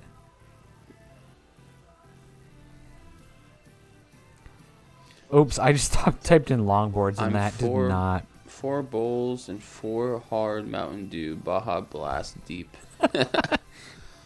And he is not talking about longboards rice. We talking about Bowls. Chipotle bowls? No. We Nope. talking about and all my Marvel Snap dailies are done. I tried Marvel Snap. I played it a lot for like a week. Yeah? That was about it. And then I got to the point where I'm like, all right, cool. That was fun. Dude, I am stuck on this. I am stuck on a mobile game right now. And I feel like that's what's taking me away from streaming. Because I haven't streamed and, like, created content in, like, a month. Let's talk mobile games. Let's do it. Dude. What are you playing? Oh, man. All right. I'm playing this game called... I'll show you on my phone. Okay. I'm playing this game called Last Claudia. Last Claudia. Yeah. This game is... Rate the menu. This game is so fun. Okay. So pretty much it's so it's like an anime game in a way. Is it one of those anime games? It's you don't have to Claudia. Claudia. I heard Claudia. I probably did say that. Well, that's fair. Okay. Claudia definitely sounds different than Claudia. How do you say it? Claudia? I mean, just looking at that, I would say Claudia. You're probably right. That's because I just look at it too. I haven't heard anyone else say it. I don't know. But anyways, this is the game. Okay. That's my main guy. See, man, I can't. Like, that's too much. This is why I don't play mobile games, It's because so fun. look at that. Like, that's too much for one screen. This game is so much grinding. Like you have all these different units. Oh yeah, this is the definition of the mobile game that I can't get into. That's one of my characters. And see, I don't have time for that. Look at all of them. I don't have an extra 40 hours this week to play this dude, game. I do, and it's ridiculous. I played at work. I have a lot of downtime at work. That's fair. But this fair. game is Oh my God. so fun, man. I can't emphasize. I can't emphasize it enough. It's a fun game. I play it all day, honestly. Like I'll collect my little dailies. I have dropped money on it. It happens. Shame to say that. I'm completely fine with putting money into a game if you're going to play it. I have no problem with that. It's fair. I feel like it gets to a point though. Like for me, I stopped playing Fortnite because I've dropped at least. I get that. I've dropped at least a couple thousand on that game. I believe that. And it's a free to play game. Yep. I mean, I play League of Legends. I'm rehabbing from League of Legends, so I understand. That's the reason why I quit Fortnite, though. It's just because I was spending too much money on it. I believe it. And I was like, I got to stop this. Yep. So, but, microtransactions will get me when it comes to mobile. Well, for me, the only time I don't like spending money is when it's those games that they're like, okay, wait 5 hours or spend money to do this I'll right wait now. the 5 hours. Yeah, right. Yeah. Exactly. I will do that all the time too. My not obsession. The mobile games that I like to play are all of the they're called idle games. So there's I've played Egg Inc. If you've ever played Egg Inc. before. That's where you make it's just an egg or something. And it's like an egg city or I don't know. I mean you have chickens. So right now, I've got these silos with chickens in them, and they just hatch eggs, and that's it. And then you can push this button to make more chickens, and more chickens makes more eggs, and that's it. That's the game. Where are they going? They're going to the houses, and I can push this button to make more chickens. And you get more eggs. Yeah. What do you use the eggs for? You sell them for money. So now I've got money. And what do you use the money for? You buy upgrades like for your chickens. Okay. So they make eggs faster. Huh. That's it. That's the game. I feel like I've downloaded it and I was like, yeah. what am I doing? So I have a couple of games like that like I'll go back to every once in a while.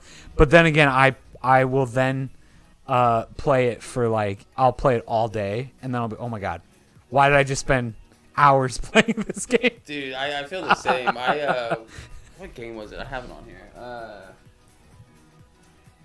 PUBG Mobile. Yeah. I have PUBG Mobile on my phone, and I bought a couple skins for it. Like, maybe $20-$30. Nothing crazy, but I don't play it for like a month after that. I'm like, why did I It's just so I can look. I can't even see myself. It's first person. I can't see what I'm wearing. Yep. I don't know. Mobile games are crazy though. They're fun, man. They're fun, but especially like. So I think this is a big topic we can talk about is how do you feel about gaming right now in this current state of gaming? Do you feel like you're having like the fun that you used to have with gaming? Do you feel this is such an interesting topic, and I really wish that if we did this like weekly, I would say no. This is next week's topic, and this is all we're going to talk about. It's a big topic. This is really, really interesting. It's the biggest topic we've probably brought up. Yeah, and I think it's 100% true. So I've heard a couple different things, different ideas why this is true and why it's true for so many people. Because you hear this all the time, right? It's not just us. This is like everybody right now is experiencing this. Like there's nobody's having fun with games anymore, right? So part of it is because there are so many more games right now. There's a lot to choose from. There's so much to choose from. And here's the thing, is everybody chooses a different game. Yeah, there's a different play style. There's like different features that you would probably look for differently than I would look for. So I play, just, an example. If you look at like a month ago, right? I'm playing Fortnite. You're playing Warzone. Warzone, yeah. Like, basically the same game, but we can't play together because we're playing different games. Yeah. That is half of the problem, is that there are so many games, which is also, I say it's a problem, but it's not really a problem, right? Because that means, guess what? There's literally a game for everybody.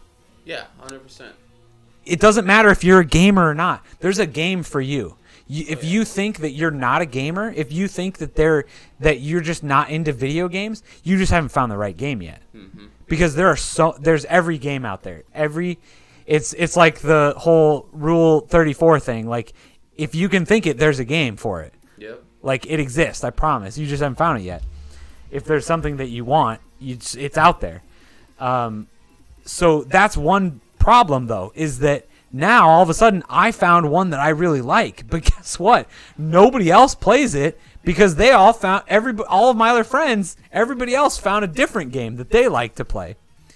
So one thing is like, even 10 years ago, 15 years ago, there were so many less games that, guess what? If you had an Xbox, you were playing Halo. 10 to 15 years ago, it was either you were playing Call of Duty or you were playing Halo. Exactly. There was no in between. There was nothing else. That was it. You were playing one of those games. But now you have PUBG, Fortnite, Halo, Call of Duty, Apex.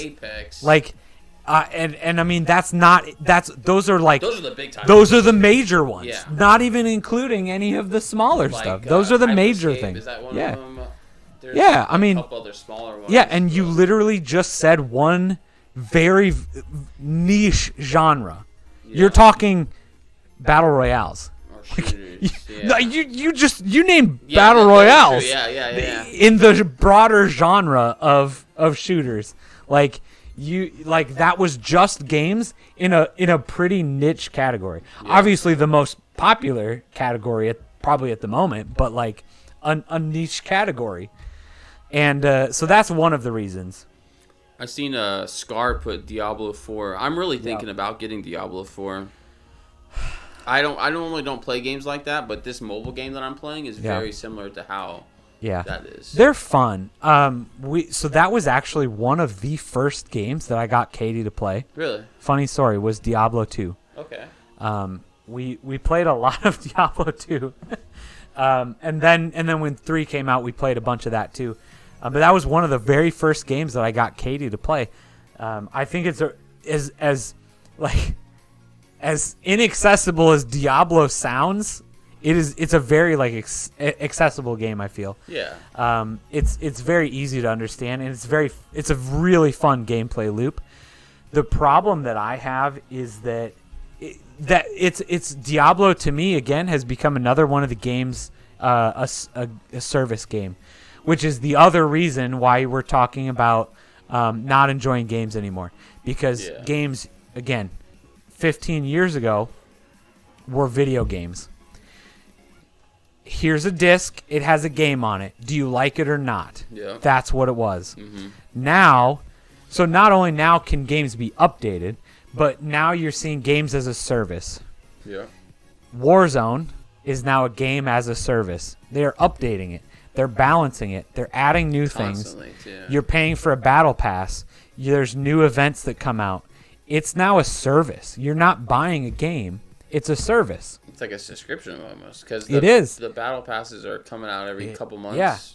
So Call of Duty Warzone is more like Netflix than it is comparable to a video game of 15 years ago. Yeah. It's more like Netflix. I think it's crazy that I was looking at. I haven't played Call of Duty in maybe a month or two, but now they have a battle pass on there that's like $30. And you get like a couple extra things. Yeah. And it might even be more than that, but it's like, come on, dude. The game is $70, not even $60. Yeah, it's right? $70 these days. And then now every 2 months you got to pay $10 to $30 for a battle pass. Yep. It's just wow. Yeah. They're really milking the cow on that one. Yep.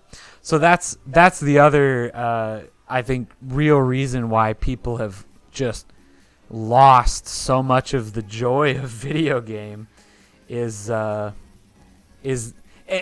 to be honest, I think the price increase to $70 is not really like the big deal as everybody's making it. Yeah, like nobody wants to pay $70, but nobody wanted to pay $60 either. Like I would understand that if the game was complete, because I feel like a lot of games are not complete. Well, and then that's Like part of the service, right? Yeah. Is publishers, but again, that's another conversation. Yeah, we have a lot of big subjects. Yeah. $69.99 for yeah. Diablo 4. That's wild. I mean, so I just did buy the new Zelda game, but I didn't technically pay $70 for it. So Nintendo has a thing going on right now where Nintendo Online subscribers can buy the two game vouchers for $100. Okay. So basically, I paid $100, and I got 2 game vouchers, and then I bought with those 2 game vouchers, I got the Zelda game and one of the new Kirby games. Okay. So that's not a bad deal, then. Yeah, exactly. So basically, I paid $50 for both Zelda and the Kirby game. Not bad at So all. yeah, That's a deal. yeah. So I like that. But to be completely honest, I would have paid $70 for this Zelda if they didn't have this going on. I still would have paid $70 for Zelda because Zelda's a pretty good game. I haven't played them, but they're good. I've heard. I tried so hard. I bought Breath of the Wild in like 2018 or whatever. Yeah, it was.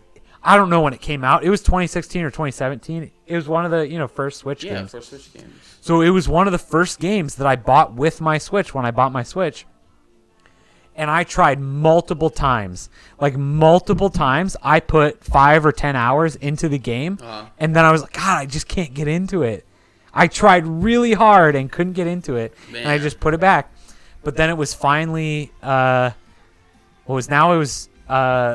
summer of 2021 when we had Leo. I finally had enough time at home to play. So, I had my paternal leave, and I was like, all right. So finally, then it was the nights that I was up with him. Mm-hmm. Like, all right, you won't fall asleep by yourself, so I'll just have you sitting in my arm instead of watching something. I'd be playing Zelda, and I finally got through, and I broke through that wall, and I'm like, this is such a good game, and played all the way through it. So now this one came out, and I'm like, okay, I have to buy it. Yeah. And for me, for the most part, a lot of these Nintendo games are just worth it because I know that guess what? That Zelda game is never going on sale. Oh yeah. Never. No. Or when it does, it'll be like $5 or $10 off in like 3 years. It'll be Black Friday next year that it'll be $5 off, and like it's a huge game though, honestly. Oh, it's ridiculous. I had a couple people. I used to work everywhere, but to be honest with you, I used to work at the airport as TSA. Okay, so that's awesome. I would our shift would start at like midnight pretty much, and then it wouldn't end till like 11 p.m. the next day. But all the people in our like little group would all their Switches, they would all be playing Breath of the Wild, Yeah. and I'd be watching them like the game looks kind of dumb. Like I never got into Zelda, but I heard it's a great series. And honestly, I've never really been like a Zelda person, but man, these games are good. They're really good. And I'm only a couple hours into this new one, right? But I think half the reason I didn't get into Breath of the Wild is because there was a lot of the very traditional RPG stuff. Yeah. Like right away where you're like, "Oh yeah, go and talk to these people," and like they're really like there's always like the garbage quests before you get to the main story. Like the filler quest. Yeah, it's always like, "Oh yeah, I'm a farmer. Go kill the rats for me." Yeah. Oh, go find my lost, hammer so I can build you a shield or something. Yeah. The garbage quest before you get to the real story. Mm-hmm. And I feel like Breath of the Wild had some of that. This game, again, I don't want to spoil it for anybody. And I'm probably only like 2 hours in, but like it jumped in. It jumped into the game. That's good. But not to say that like you need to play Breath of the Wild first. I'm sure like story wise it helps, right? But like you're not like taking a ton of the mechanics are the same, like, but they still go through the tutorial of how to do everything. So it's still like its own standalone game. But like they jump right into the main story. That's good. Like there's no garbage filler stuff at the beginning. It's just like, here's the game, go, and like it jumps right in. I feel at least. I like games that are like that kind of jump straight into the point. Yeah. And then have maybe those filler quests or whatever kind of in between. I'm fine with like side quests and stuff, but I think again Breath of the Wild had such a big chunk where you were just like running around and like trying to figure out random stuff that didn't matter to the main story. Yeah. They weren't. I wouldn't even consider them side quests. They were. It was like just here's a chunk of story. Like, hey, you made it to this random town. Go and find all the kids that are playing hide and seek. Like, yeah. I don't want to do that. Like, what's the main story here? Like, yeah. There's none of. There hasn't been at least any of that for me yet. That's good. Again, I'm super. Yeah, but that's the thing is it still it doesn't feel like it's any less of a full game yet. It still feels just massive and just crazy. I'm kind of the same way when it comes to like TV shows or movies or like anime, because I just started watching anime not so long ago. Sure. So if it doesn't grab my attention within a certain amount of time, I'll click off of it. Like me and my wife last night, or maybe it was the night before, we were going through Netflix, Hulu, Amazon Prime, HBO Max, Paramount Plus. Yeah. And just couldn't find nothing. Any of And them. I'm like, man, this sucks. Yeah. Like, we've watched everything that's good. Yeah. But, we'll start something. And if it doesn't grab my attention within a couple minutes, my attention span is really, like... So. Honestly, I keep going back to Players being one of my, like, favorite shows recently. It was a Paramount Plus... No, was it Paramount or was it Peacock? Yeah, Somebody Peacock too. Somebody in the chat can probably... I think it was Peacock, now that I think about it. But I'm pretty sure they also released it onto YouTube now to just watch. Okay.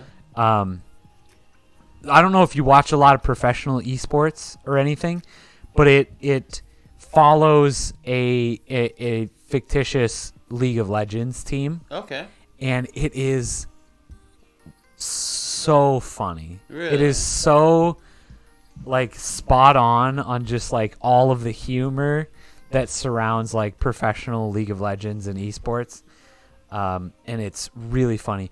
And the only reason that I recommend it to anybody that does not watch professional League of Legends is that my wife also loved it. Really? That's good then. Yeah, it's been a while since I've honestly been caught up on professional League, but like it's so funny. It's so good. Huh. Is there a specific team that you like to watch, like League of Legends wise, or? Honestly, I don't watch a ton anymore. I used to be a gigantic TSM fan. TSM, yeah. Because they were literally the first. Here's another funny story. So I started playing League of Legends like when it first came out in like 2009, 2010. It's been out that long. Yeah. It officially came out of beta like October of 2009, I think. Dang. Yeah, crazy. Wow. So I'm pretty sure that like the professional scene started shortly after that. I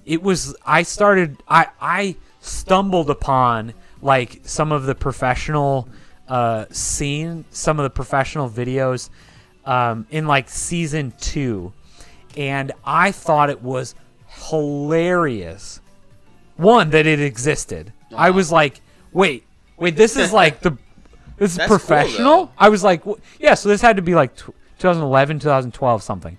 And I was like, wait, this exists? Like, Yeah, especially wait, during that time. yeah, and so at first I was like, why is this? What makes this professional? Like the broadcast was really professional. I was like, and they kept talking about stuff. I'm like, trying to figure out, because come to find out that it's like sponsored by the developer, right? Uh-huh. But I'm like, what makes those guys the professionals? Why do they get to play? And all this stuff, and I was just really intrigued by it. That, and then I turned it on, and one of the players' names was Wild Turtle. And I was like, that has to be one of the strangest gamer tags I have ever heard. So I watched that game, and I was like, that was awesome, whatever, turn it off. And I remember, like, doing that again. I went to, like, search for it again, and I saw Wild Turtle again. And I'm like, okay, Wild Turtle, I don't know who this guy is. Uh-huh. I don't know who, but he plays for a team called Team Solo Mid. And I'm like, all right. Is that TS? Yeah, TSM. Okay. TSM. What does that stand for? Team Solo Mid. So Solo Mid. yeah, so in League of Legends you have 3 lanes: top lane, bot lane, and mid lane. Okay. So that was a play on that mid lane, playing a solo person in the mid lane. Okay, that's yeah. I didn't know that's what that stood for. That's what TSM is, because they started in League of Legends. So literally back then, like 2011, 2012, I don't even remember when that was. Like, I don't know. It was literally the only team that I knew existed. I was like, okay, Wild Turtle is a part of TSM. I'm like, all right, I'm going to try watching this a little bit. I'm going to be a TSM fan. I'm like, I don't know what else to do. I'm going to be a TSM fan. So I've been a TSM fan, well, up until like a couple years ago. Like, TSM was the only team that I would cheer for. Do you have a team now that you would cheer for? Yes. Who? I don't know if you're familiar with any of the falling out with TSM, all of the super controversy stuff. I just do TSM Myth. Yeah. So basically one of the owners and founders of TSM turns out he's a real shitty person. Guess what? He uses a bunch of gamer words to a bunch of gamers. But guess what? You can't do that when you're the CEO of a multi-million-dollar company anymore. So one of those things. Yeah, apparently turns out he's a pretty crappy person and whatever. So I have stopped officially cheering for TSM for the most part. When it comes to League of Legends, I've chosen FlyQuest as my new team. FlyQuest. Yep. Okay. FlyQuest is pretty cool. Again, from what I understand, they only do League of Legends, and then they've got some like Super Smash players, stuff like that. But they're really cool because they're super, super, super community focused, and also like environment focused. Okay. So they always, every season of League of Legends, they pick like a different like charity to like raise money for. That's pretty cool. So they do like, one season will be trees. So every like kill that their team gets during the regular season, they'll go and like plant a tree. That's cool. They did like a bee quest where they did something with bees, right? I don't know what they did. Like donated money to the bee habitats, whatever. Yeah. They did ocean quest. So every kill they got, they donated enough money to collect a pound worth of garbage from the ocean. That's or something. Cool. Yeah. That's really neat though. Yeah, so they always do something like that. I think it's pretty cool. They're really I think a cool organization. So I've been following them. Otherwise, Cloud9 is one of my go-tos. Yeah, they're one of those that's big enough that they're across so many different esports that it almost is whatever esport you want to watch, Cloud9's probably there, so it's easy to cheer for them too. They're another really, really cool. At least, again, nothing super controversial has come out about Cloud9 yet, so Thankfully. I don't know. Yeah, right. They're a pretty cool team. So I used to like FaZe a lot, and I said that at the last event. Yeah, but I think they're an awesome org, but I used to watch them whenever I was in like middle school, high school, and they would have their FaZe house. Yeah. Oh my god, I love their videos, man. But when you get so big like that, and you have professional people come in and take care of your company, it's gonna go sideways because they don't know your brand values, the way you want them. You know, if that makes sense. Yeah, FaZe is a really interesting just case study on everything. I like Optic though a lot. Yeah, Optic I think is doing it right as far as esports goes. FaZe and 100 Thieves are the two orgs that are really trying to do the culture, pop culture, the fashion stuff, which I think is another angle that is very legitimate, right? But it's weird because that market is it's such a weird cross section of esports and pop culture, and I feel like you're alienating people on both sides because there's a lot of people on the esports side that don't care one bit about pop culture, right? Yeah. Why are you bringing in these random famous content creators? Nobody cares about those people in the esports world, right? Yeah. But then on the other side of it, you're bringing in a bunch of these people that follow these content creators that are literally have no idea what esports is, right? I'm following you because you're on YouTube and you have some cool merch and you have this and that, but what's esports, right? Yep. So I think it's a really, really weird intersection for those types of orgs. I think Optic is really the one that's doing it right as far as esports goes. Yeah. They are an esports org. They're doing it right. They're I think cool. Optic Hex, he's probably one of him and Nate Shot are kind of my favorite guys that are up there in the space, I guess. I would love to talk to them one day or just have a conversation. I think they're probably the coolest because I used to watch Nate Shot. That's where I kind of got Cloutshot from. Yeah, I got it from Nate Shot. I just kind of took the last part of it, but seeing him work at McDonald's, watching his videos, and then where he is now is crazy. Yeah. And then I guess his I think it was his mom that passed away during his growth. Yeah. Just seeing his story, man, just made me a fan. And I know his business is kind of a clothing org or whatever. But they're the merch org. Just seeing t-shirt company. Yeah, t-shirt company. Just seeing the success from someone start from the bottom to the top is just so cool. And same with Optic, and FaZe, I guess. But FaZe is going downhill, but just cool seeing people progress. And unfortunately I think in the world that we live in today, FaZe at this point is just doomed because it is, dude. It's sad. We're in such a world where people have these conceptions of things, and that's all that matters anymore. And all of a sudden, because they went public and because they lost some money, which happens in business, right? It happens all the But time. That's now culture is the perception of what happened, and now everybody it's just it's a downhill.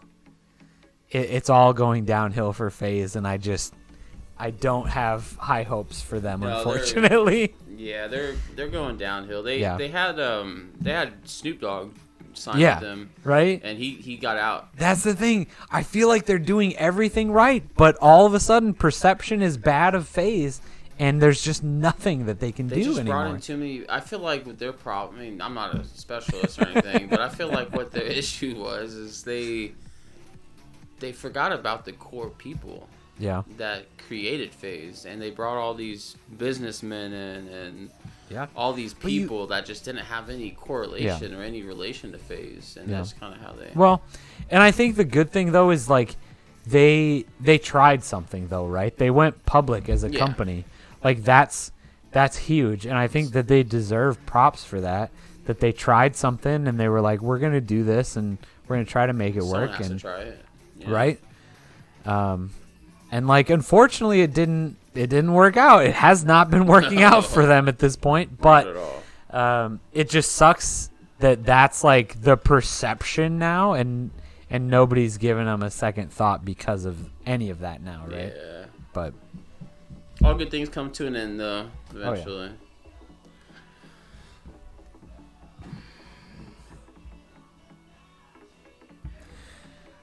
Man, See, Nick said that he paid. He's probably gone now, I but was gonna say that was a while ago. paid $50 for Age of Empires. I Yep. don't even know what game that is. You're too young. Age of They did Empires. just release a new Age of Empires, but I feel yeah, like I've it's- seen it like on the store, but It's, it's just looked really old. And I was It's like, it does, and that's so it came out on Game Pass. That's the only reason I played the new one at all. So again, that was a game I played like high school. You know, we're talking like the 90s type of thing. Like, damn. the only reason I played the new one at all was because it was on Game Pass, and that's the thing is like you boot it up and you're like, oh, yep, we're back in the 90s. Like here we are. This is brand new, but it doesn't feel new. You didn't realize that Snoop left phase. Yes, you did. Wasn't that long ago? No, I feel like it was. I have no idea when it was, but A couple weeks ago. I don't Yeah. know, something like that. yep. I stopped following them a while ago. Yeah. Age of Empires is kind of like it's like StarCraft. Okay. I don't think I've even played StarCraft. I know. I knew that wasn't gonna help. I was It's like StarCraft mixed with Civilization, but I know that doesn't help you at all. It's yeah, it's a really interesting game genre. But I think again, that's going back to where we were, right? Like that's part of why people aren't enjoying games as much anymore. Because there's so many people that I think are stuck with I have only played Call of Duty and Fortnite and Apex, but I can't find a game that I like. Gaming sucks now. It's hard, dude, just to find a game to like sit down and actually grind Yeah. and look forward to. But there's so many games out there, and I feel like people don't try very hard before they say that I can't find a game that I like. There's a ton of games out there, man. And I get if you're looking for like a popular game to play, like if you're a streamer and you think that that's what you need to do, right? If you want to play a competitive esport, right? That's different. There's only so many that you can play, There's only right? so many options. Um, Unless you want to go into the shooting range on Fortnite and go for the Olympics. that was a really good discussion we had on this stream about the Olympics when they first announced that. That's crazy. Man. Like, what are they doing? Like, who's calling the shots on Somebody. Well, okay, so it's a combination. I don't know for a fact, right? But it's got to be a combination of people saying, "We have no idea what's going on. Let's do this. I think that's all of them. Let's do this." But then there's got to be somebody there that's like, "No, we need to do this. We need to play Fortnite. We need to play something, Play the right? actual game. We need to play something that's popular." But then somebody still is saying, "Okay, but we can't have killing in the Olympics." Oh, Jesus. Like somebody's got to be saying that, That right? guy. Yeah. Well, I mean, and I don't want to say like rightfully so, but like that's probably not what the and I get that. Like you want to keep your brand, right? Like you don't want that kind of thing to, you know, you don't want blood shooting everywhere. Like that's not your brand, Yeah. right? Like there I can see that. There's a line, right? I mean, we've talked to Nick and I have both talked to people about doing different gaming events for different organizations, and they say, yeah, we don't want a bunch of giant shooters and blood. You know, we've got kids here. We've got people that don't want to see that, right? Makes sense. Yeah. So I mean, I get that you don't want to play 99% of the competitive esports out there right now because they're all about killing and shooting and whatever. So I kind of understand it from that point of view. So you know that there's somebody behind the scenes that's like, no, we can't play that game. No, we can't play Call of Duty. Oh, you want to play Apex? Nope, we can't play that because it's against, you know, we don't we bowling. We don't exactly. Okay, can we play Gran Turismo? Yeah, you can play a racing game. That works perfect. Like, God. You know, so you know that there's that person. There's somebody there that's saying, no, we can't play Call of Duty because it's shooting people. But then there's also somebody back there. So there's some other really old white guy that's saying, oh, but the Olympics, we stand for archery, so we're going to play tic-tac-bow. Oh, my God. Tic-tac-bow. Like, you know that there's, like, some old guy.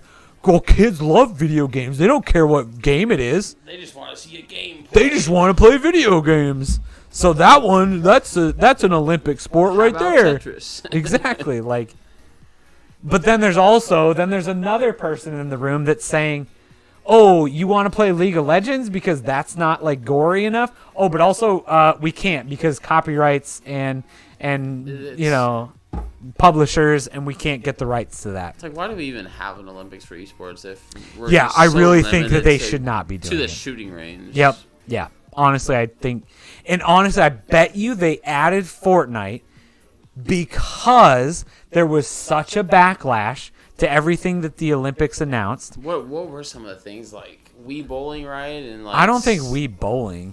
Just Dance.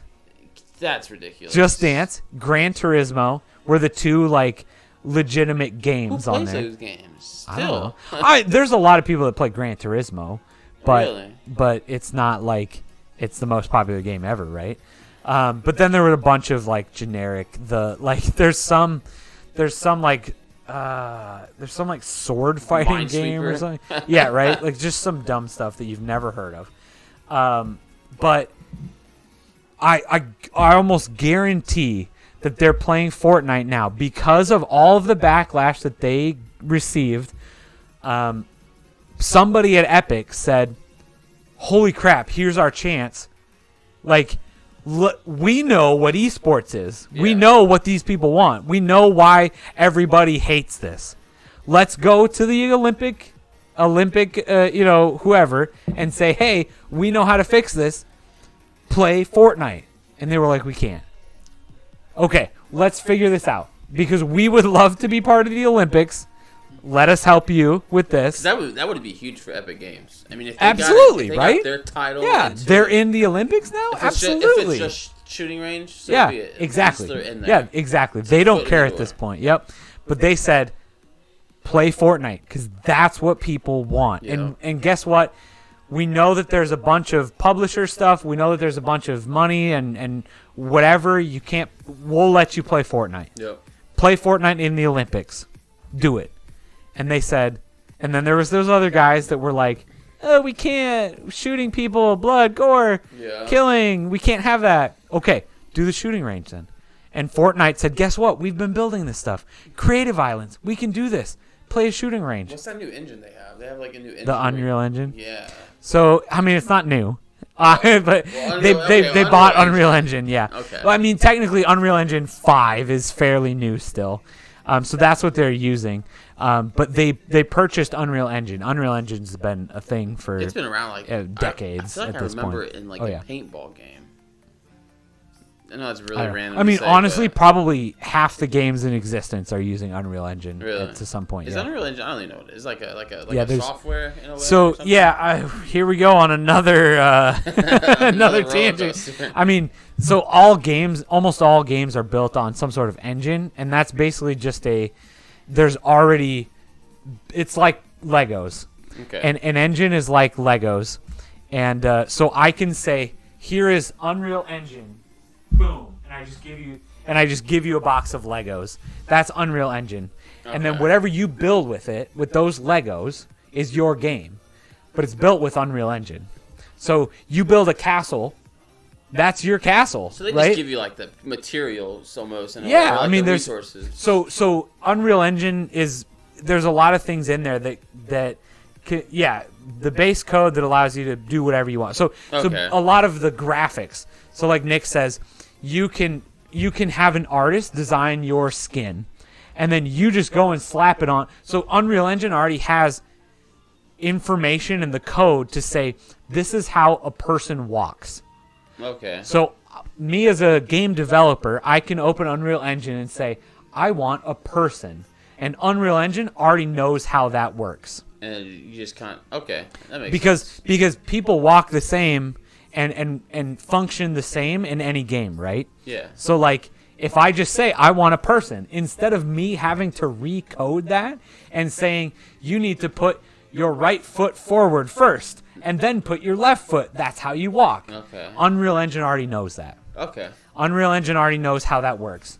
If you say I want a building, Unreal Engine knows what a building is. Okay. It knows how physics work. You don't need to recode gravity.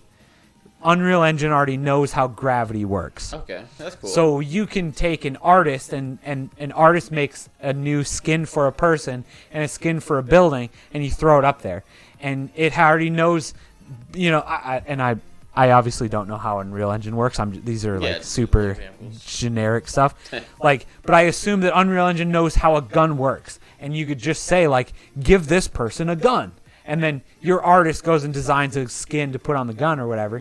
And then you say, I want it to shoot. And then that building falls down. And it knows how gravity works. How gravity works. Yeah. Falls. Yeah. So it's that's, I think, the gist of it. Like, Unreal Engine has a bunch of that stuff built in that already knows how it works. So you can just say, I want this, this, this. So you don't have to reinvent the wheel. Sense. Yeah. I didn't know that. So that's what a game engine is. Okay. So like half the games out there, I mean, most games are built on an engine, built with one of these engines. Okay. So instead of you having to go out and mine up your own, raw materials, create plastic out of them, and build your own molds to create your own Legos. Uh-huh. So that you can build a castle. They just give them to you. You can just buy Legos. Okay. And build your own castle. Okay, that makes sense. That's what an engine is. That's a good example. Yeah. It's like a flowchart. You have if-then actions for everything. Yeah. There's a lot of really, really basic coding languages that make it really easy, but yeah. An engine is basically just here's the base that like everybody needs to use.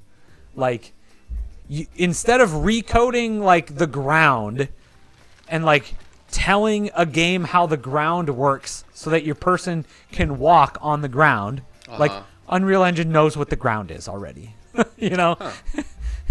That's cool though. It's all of that kind of stuff. Like the reason why I bring it up is because I've seen a post that Ninja, Tim the Tatman, Nick Merckx, and someone else was making a game using Unreal Engine.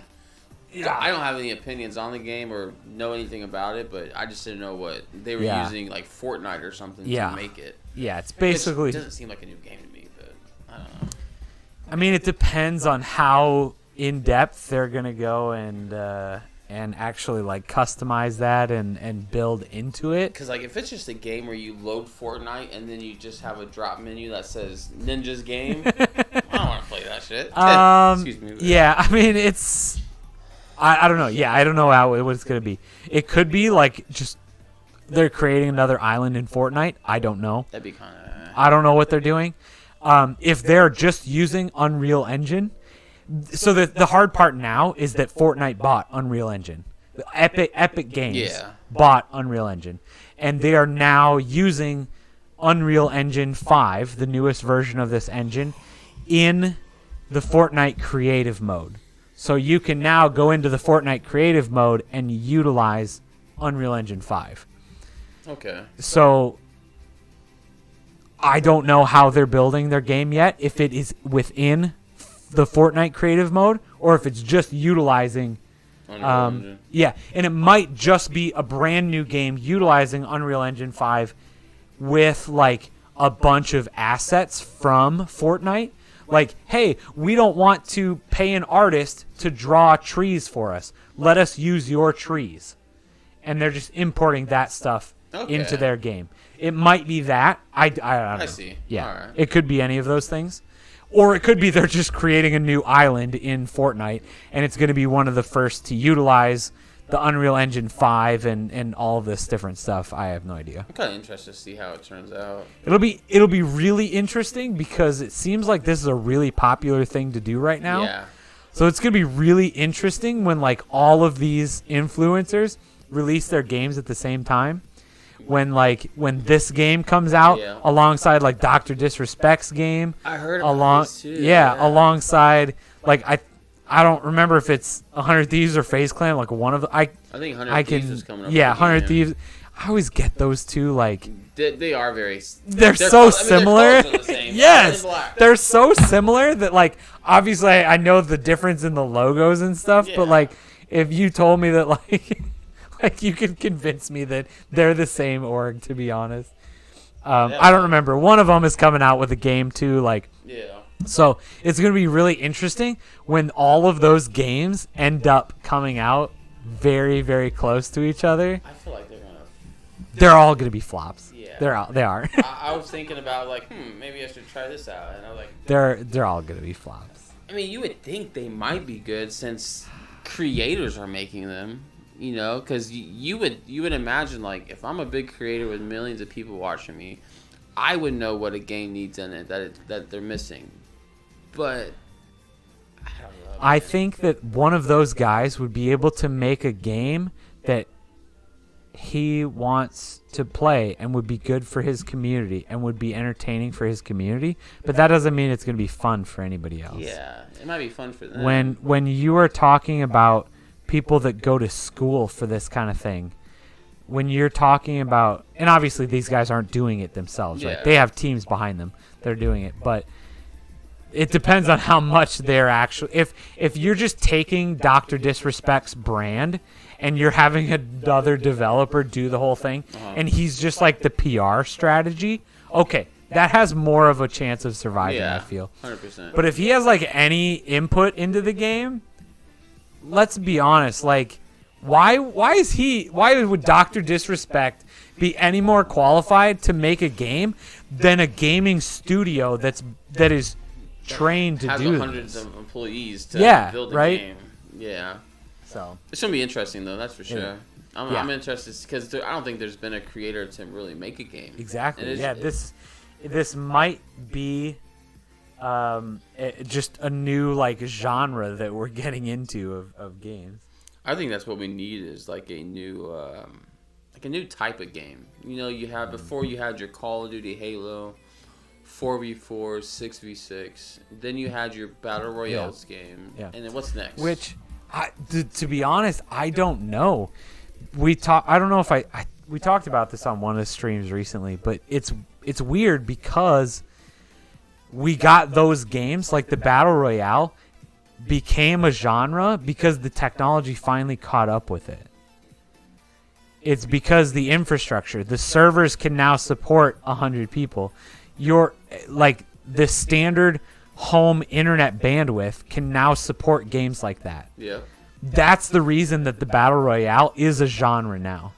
So the thing is if there's a new genre of games, it is something either one so far out there that nobody has thought about yet, or it's just we don't have the technology for it yet. I don't think we do. Which is going to be weird because what is that then? Because the Battle Royale is just an extension of the games that we already have. Yeah. It's just making them bigger. Yeah. It's a 4v4 deathmatch just on a much bigger scale. Could it be like something for the next like big game? Could be like maybe there's 4 teams of 100 people.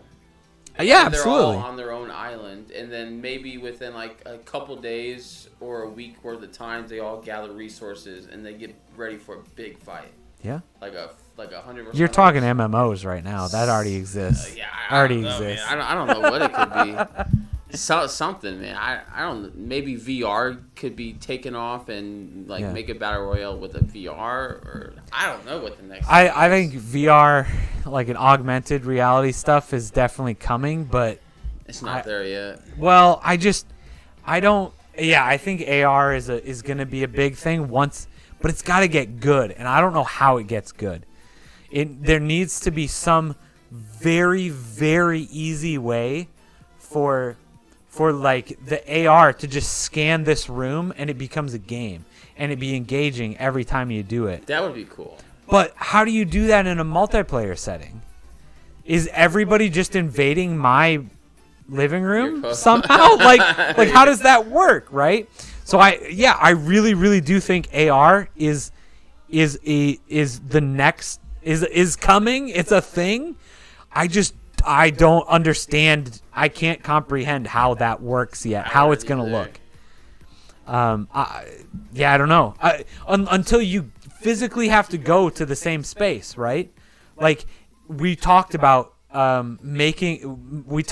turning one of the floors of PlexPod into a giant laser tag game. That'd be cool. Right? How cool would that That'd be? be sick. How much better would it be if we all had AR glasses on and it turned that whole floor of that school into a battle zone? That'd be sick. Or into an alien spaceship. Yeah. And we were all shooting aliens in that space. Physically running around like and shooting aliens. Our own bodies. Yes. Physically cool. running around. And you got those glasses on. Yes. And it turns it into a different like space. A battlefield or something. But the problem still remains is that you have to go somewhere. You have to do something. And that's why that won't ever take off. It's because I can't do that down here. Yeah. It's just so weird thinking about what future gaming is. Yeah. Like, not to mention who wants to actually be up and walking around while you're playing video games. Who wants to exercise? But it's just it's interesting. I'm interested to know when that's going to be, when we find out what the next big thing is going to be. I mean, I think that it's really crazy with all of the AI stuff that has come out like in the last 6 months. Yeah. With the advancement of that kind of stuff, I mean, we could be seeing some really, really crazy stuff happening very quick. Like, I hope so. I hope there's some. I mean, I hope it doesn't get too like scary, if it's like too realistic. But I just hope there's something that comes up quick because I want something different, something different to play, something different to stream. I don't know. A new It's title. gonna be crazy. Something. Yeah. I mean, I think the thing is we're never gonna. I don't think we're ever gonna get away from like traditional games. No. I mean, I don't think that the standard Call of Duty is going anywhere anytime soon, right? No, people are gonna keep buying them. Exactly, right? Yeah, Call of Duty is probably gonna come out with a VR version, an AR version, once they can come up with a good enough version of that, right? Cool. But they're not going to stop making their traditional Call of Duty. At least, again, for the foreseeable future, right? That is what's going to be the difference is here's VR Call of Duty. Everybody get in and play it. Yeah. But also, we know that you're not going to, so here's the standard Call of Duty. Like, keep buying that one, please. Like, that's how they're going to pay the bills, at least for, the foreseeable future. And then, like, it's going to be a really, really long time before the VR, AR, the whatever is next takes over, I feel. At least when you're going that crazy, right? Like, when you're talking about a standard team deathmatch versus moving to a battle royale. Like, yeah, that was a different game mode, but, like, that was it, right? It wasn't, like, a giant shift to virtual reality. So that wasn't a giant shift for most people. So that's why that took over so quick. If it's anything other than that, it's gonna take a long time. Yeah. Like if you're waiting for the mass adoption of Call of Duty virtual reality, like you better wait a while. I can't imagine how that would even be though, because I assume like if a Call of Duty became VR, I don't think you would have all the dolphin diving, the slide sprint cancels. And see this, I think honestly, virtual reality, I feel like has peaked. Virtual reality is not going to go much further because you're still so constrained by where you're at. And that's why I think augmented reality is going to become so much more important. What's the So virtual reality is you have a screen in front of your eyes and that's all you see. Okay. The augmented reality is like you're just wearing glasses and you see the screens on those glasses is showing you a bunch of extra stuff, but you can still see real life. So like if I had augmented reality glasses on, I would see you, and then I'd have a pop-up saying that you're level 85, you have a strength of this. Okay. Like, do you want to challenge him? Like, there'd be information. There'd be extra things going on. Imagine, that'd be so cool, though. Right? Like, yes. You're like in an MMO or something, and I'm yes. just sitting here at the pub. Yes. Like, do you want to challenge him? Like, send him a message, or you can chat. Like, start, yeah. Sword. Exactly. So cool. But again, that technology is so far off still. It's just gonna take forever. Yeah, unfortunately. It is, but and I mean, there's just so many hurdles when you look at something like that. So many hurdles. I mean, just the fact that everybody has to buy those glasses. And those are probably going to be a fortune. Yeah. I mean, even if they were the same price as like a console, though, like think about that, right? So, one, it's a console. Let's just assume that we get down to that price. $500 for these glasses. I would buy them. Okay, so $500. But then these games are not portable from a console. You cannot just take the current Call of Duty and port it to these glasses. Oh, yeah. It's a different game, right? Yeah.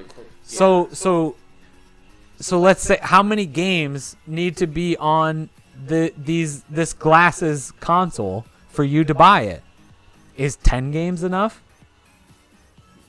I would say so, because I feel like one game alone would, because you're yeah, you know, yeah. So it might. But then it's all like, then it comes down to whose game is it, and is it by the glasses? Is it by a publisher? Are they going to update it? Are they going to support it? Is anybody else buying these glasses? Is anybody else? Okay, guess what? They sold 5 million pairs of glasses. That's a lot of people. 4.999 million of those pairs of glasses were in China and India.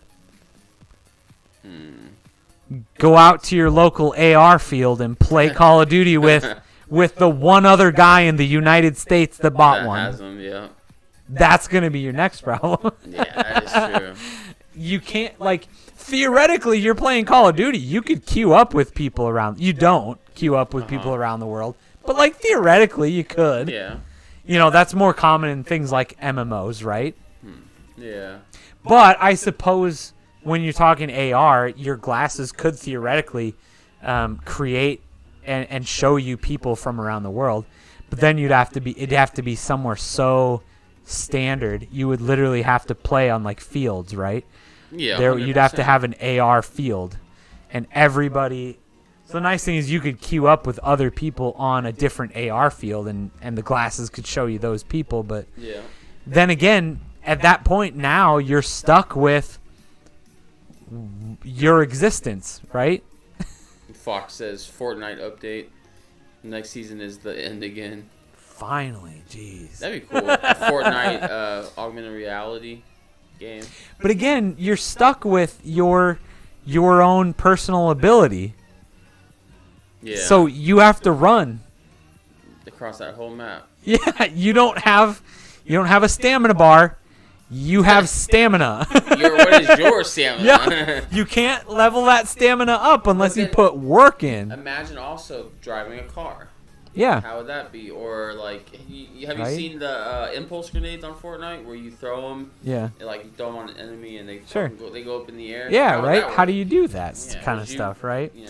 Yeah, so it would be like the games that you're going to get out of something like augmented reality, I just assume are not going to go mainstream. Or if they do, they have to be so good. They have to be so good. Yeah. But that means that we're so far away from them, right? Because like first generation stuff is not that good. So we have to have somebody that's so invested and putting so much money into this stuff Elon Musk.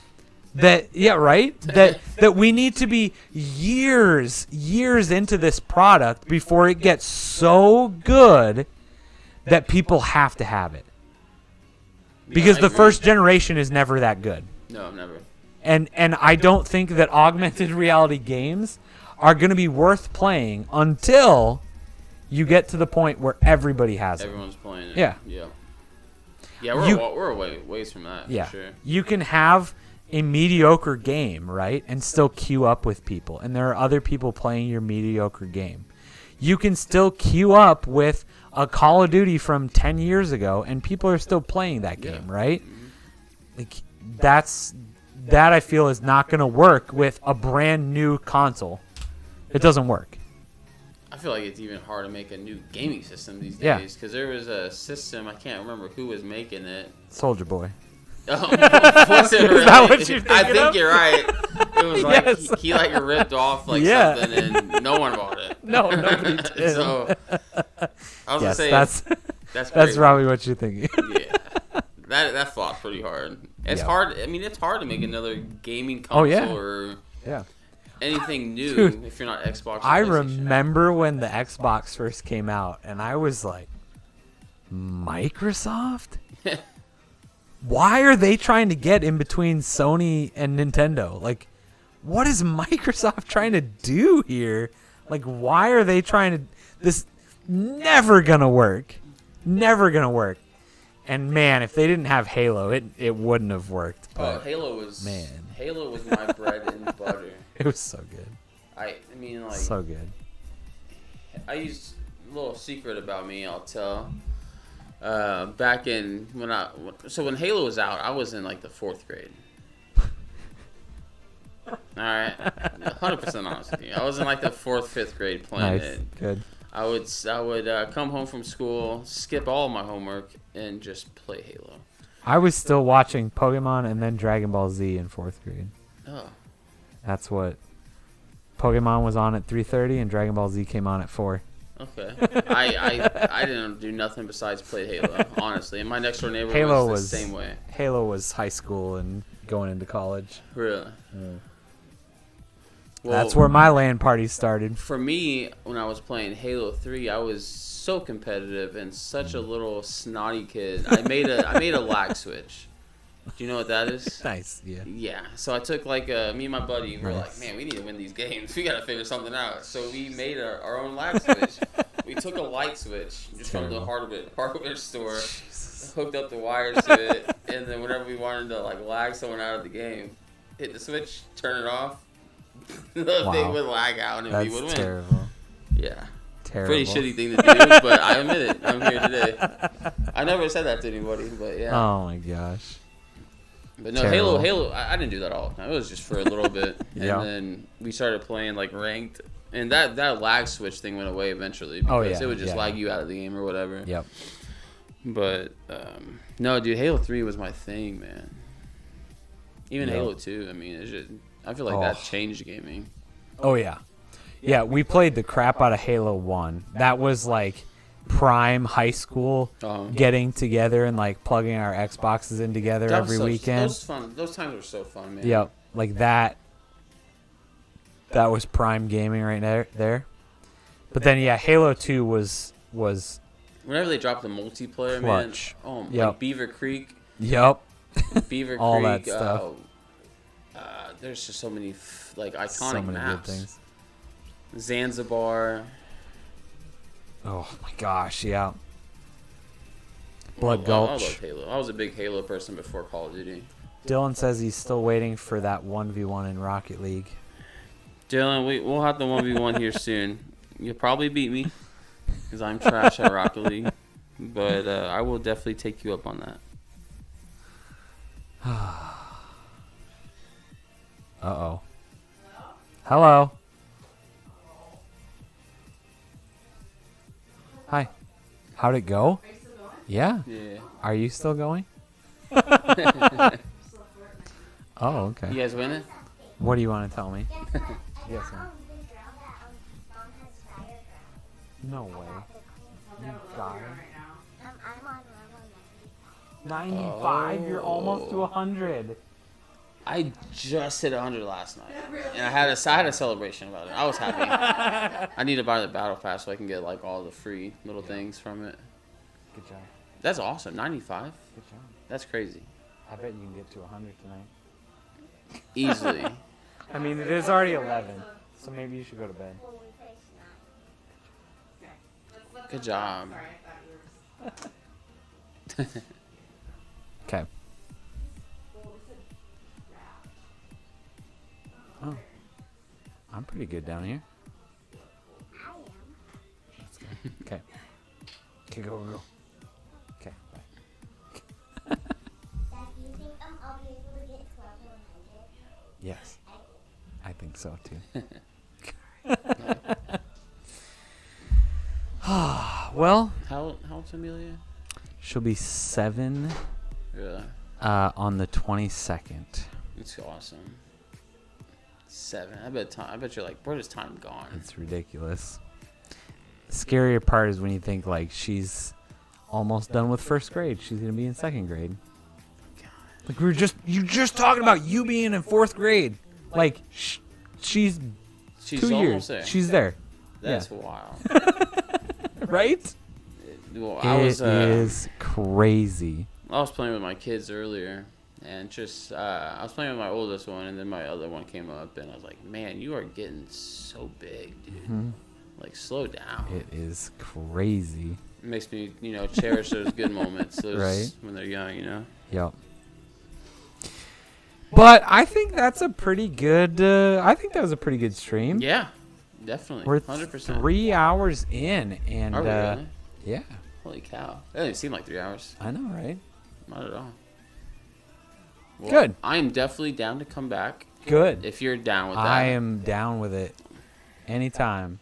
I know it's a little bit of a drive, but Not. It wasn't actually that bad. That's good. Not really that bad at all. I just listened to the Good. music and it was. yeah. Good. Well, that was our stream. Thank you so much to Cloutshot for being here. Again, all of his information is down in the description. I'm trying as hard as I can to get to it really quick. No, you're good. Your link tree to post. I mean, have a good night, Dylan. I appreciate you being here literally the whole night. Dylan, thank you for coming by, buddy. You are fantastic. How'd they get over here when Nick's over here? Oh yeah, you Nick's been over here a few times. I gotta have a pre-game Nick though. I don't want a regular Nick. I need a pre-gamed Nick. There's Cloutshot's link tree. Click that. Follow him everywhere, please, and Go thank check you. it out. Yeah, we had some good conversations tonight. I had fun, Oh yeah, me too. 100%. so we'll definitely have to do this again. So yeah, we've got a couple more nights, a couple more weeks of Saturday streams, at least the next 2 weeks, and then hopefully we're back to Friday nights because I like Friday nights a lot better. Friday I don't know nights, about yeah. you, but I like Friday nights a lot better than Saturday. So It's a good way to kick off the weekend. yeah, it really was. So right now we got at least 2 more weeks probably of Saturday streams, but then we'll be back to Fridays. So again, thank you so much to Cloutshot Yep. for being here tonight and having a chat with me about lots of different things, lots of really weird things. Lots of food, lots of tech, a lot of gaming. Yes. My name is Devon. Please hit that like button, hit the subscribe button. If you like this, we do this every single week. Thanks for being here. I appreciate it. We're going to end the stream. All right. We will see you next week. See y'all. Thanks for hanging out.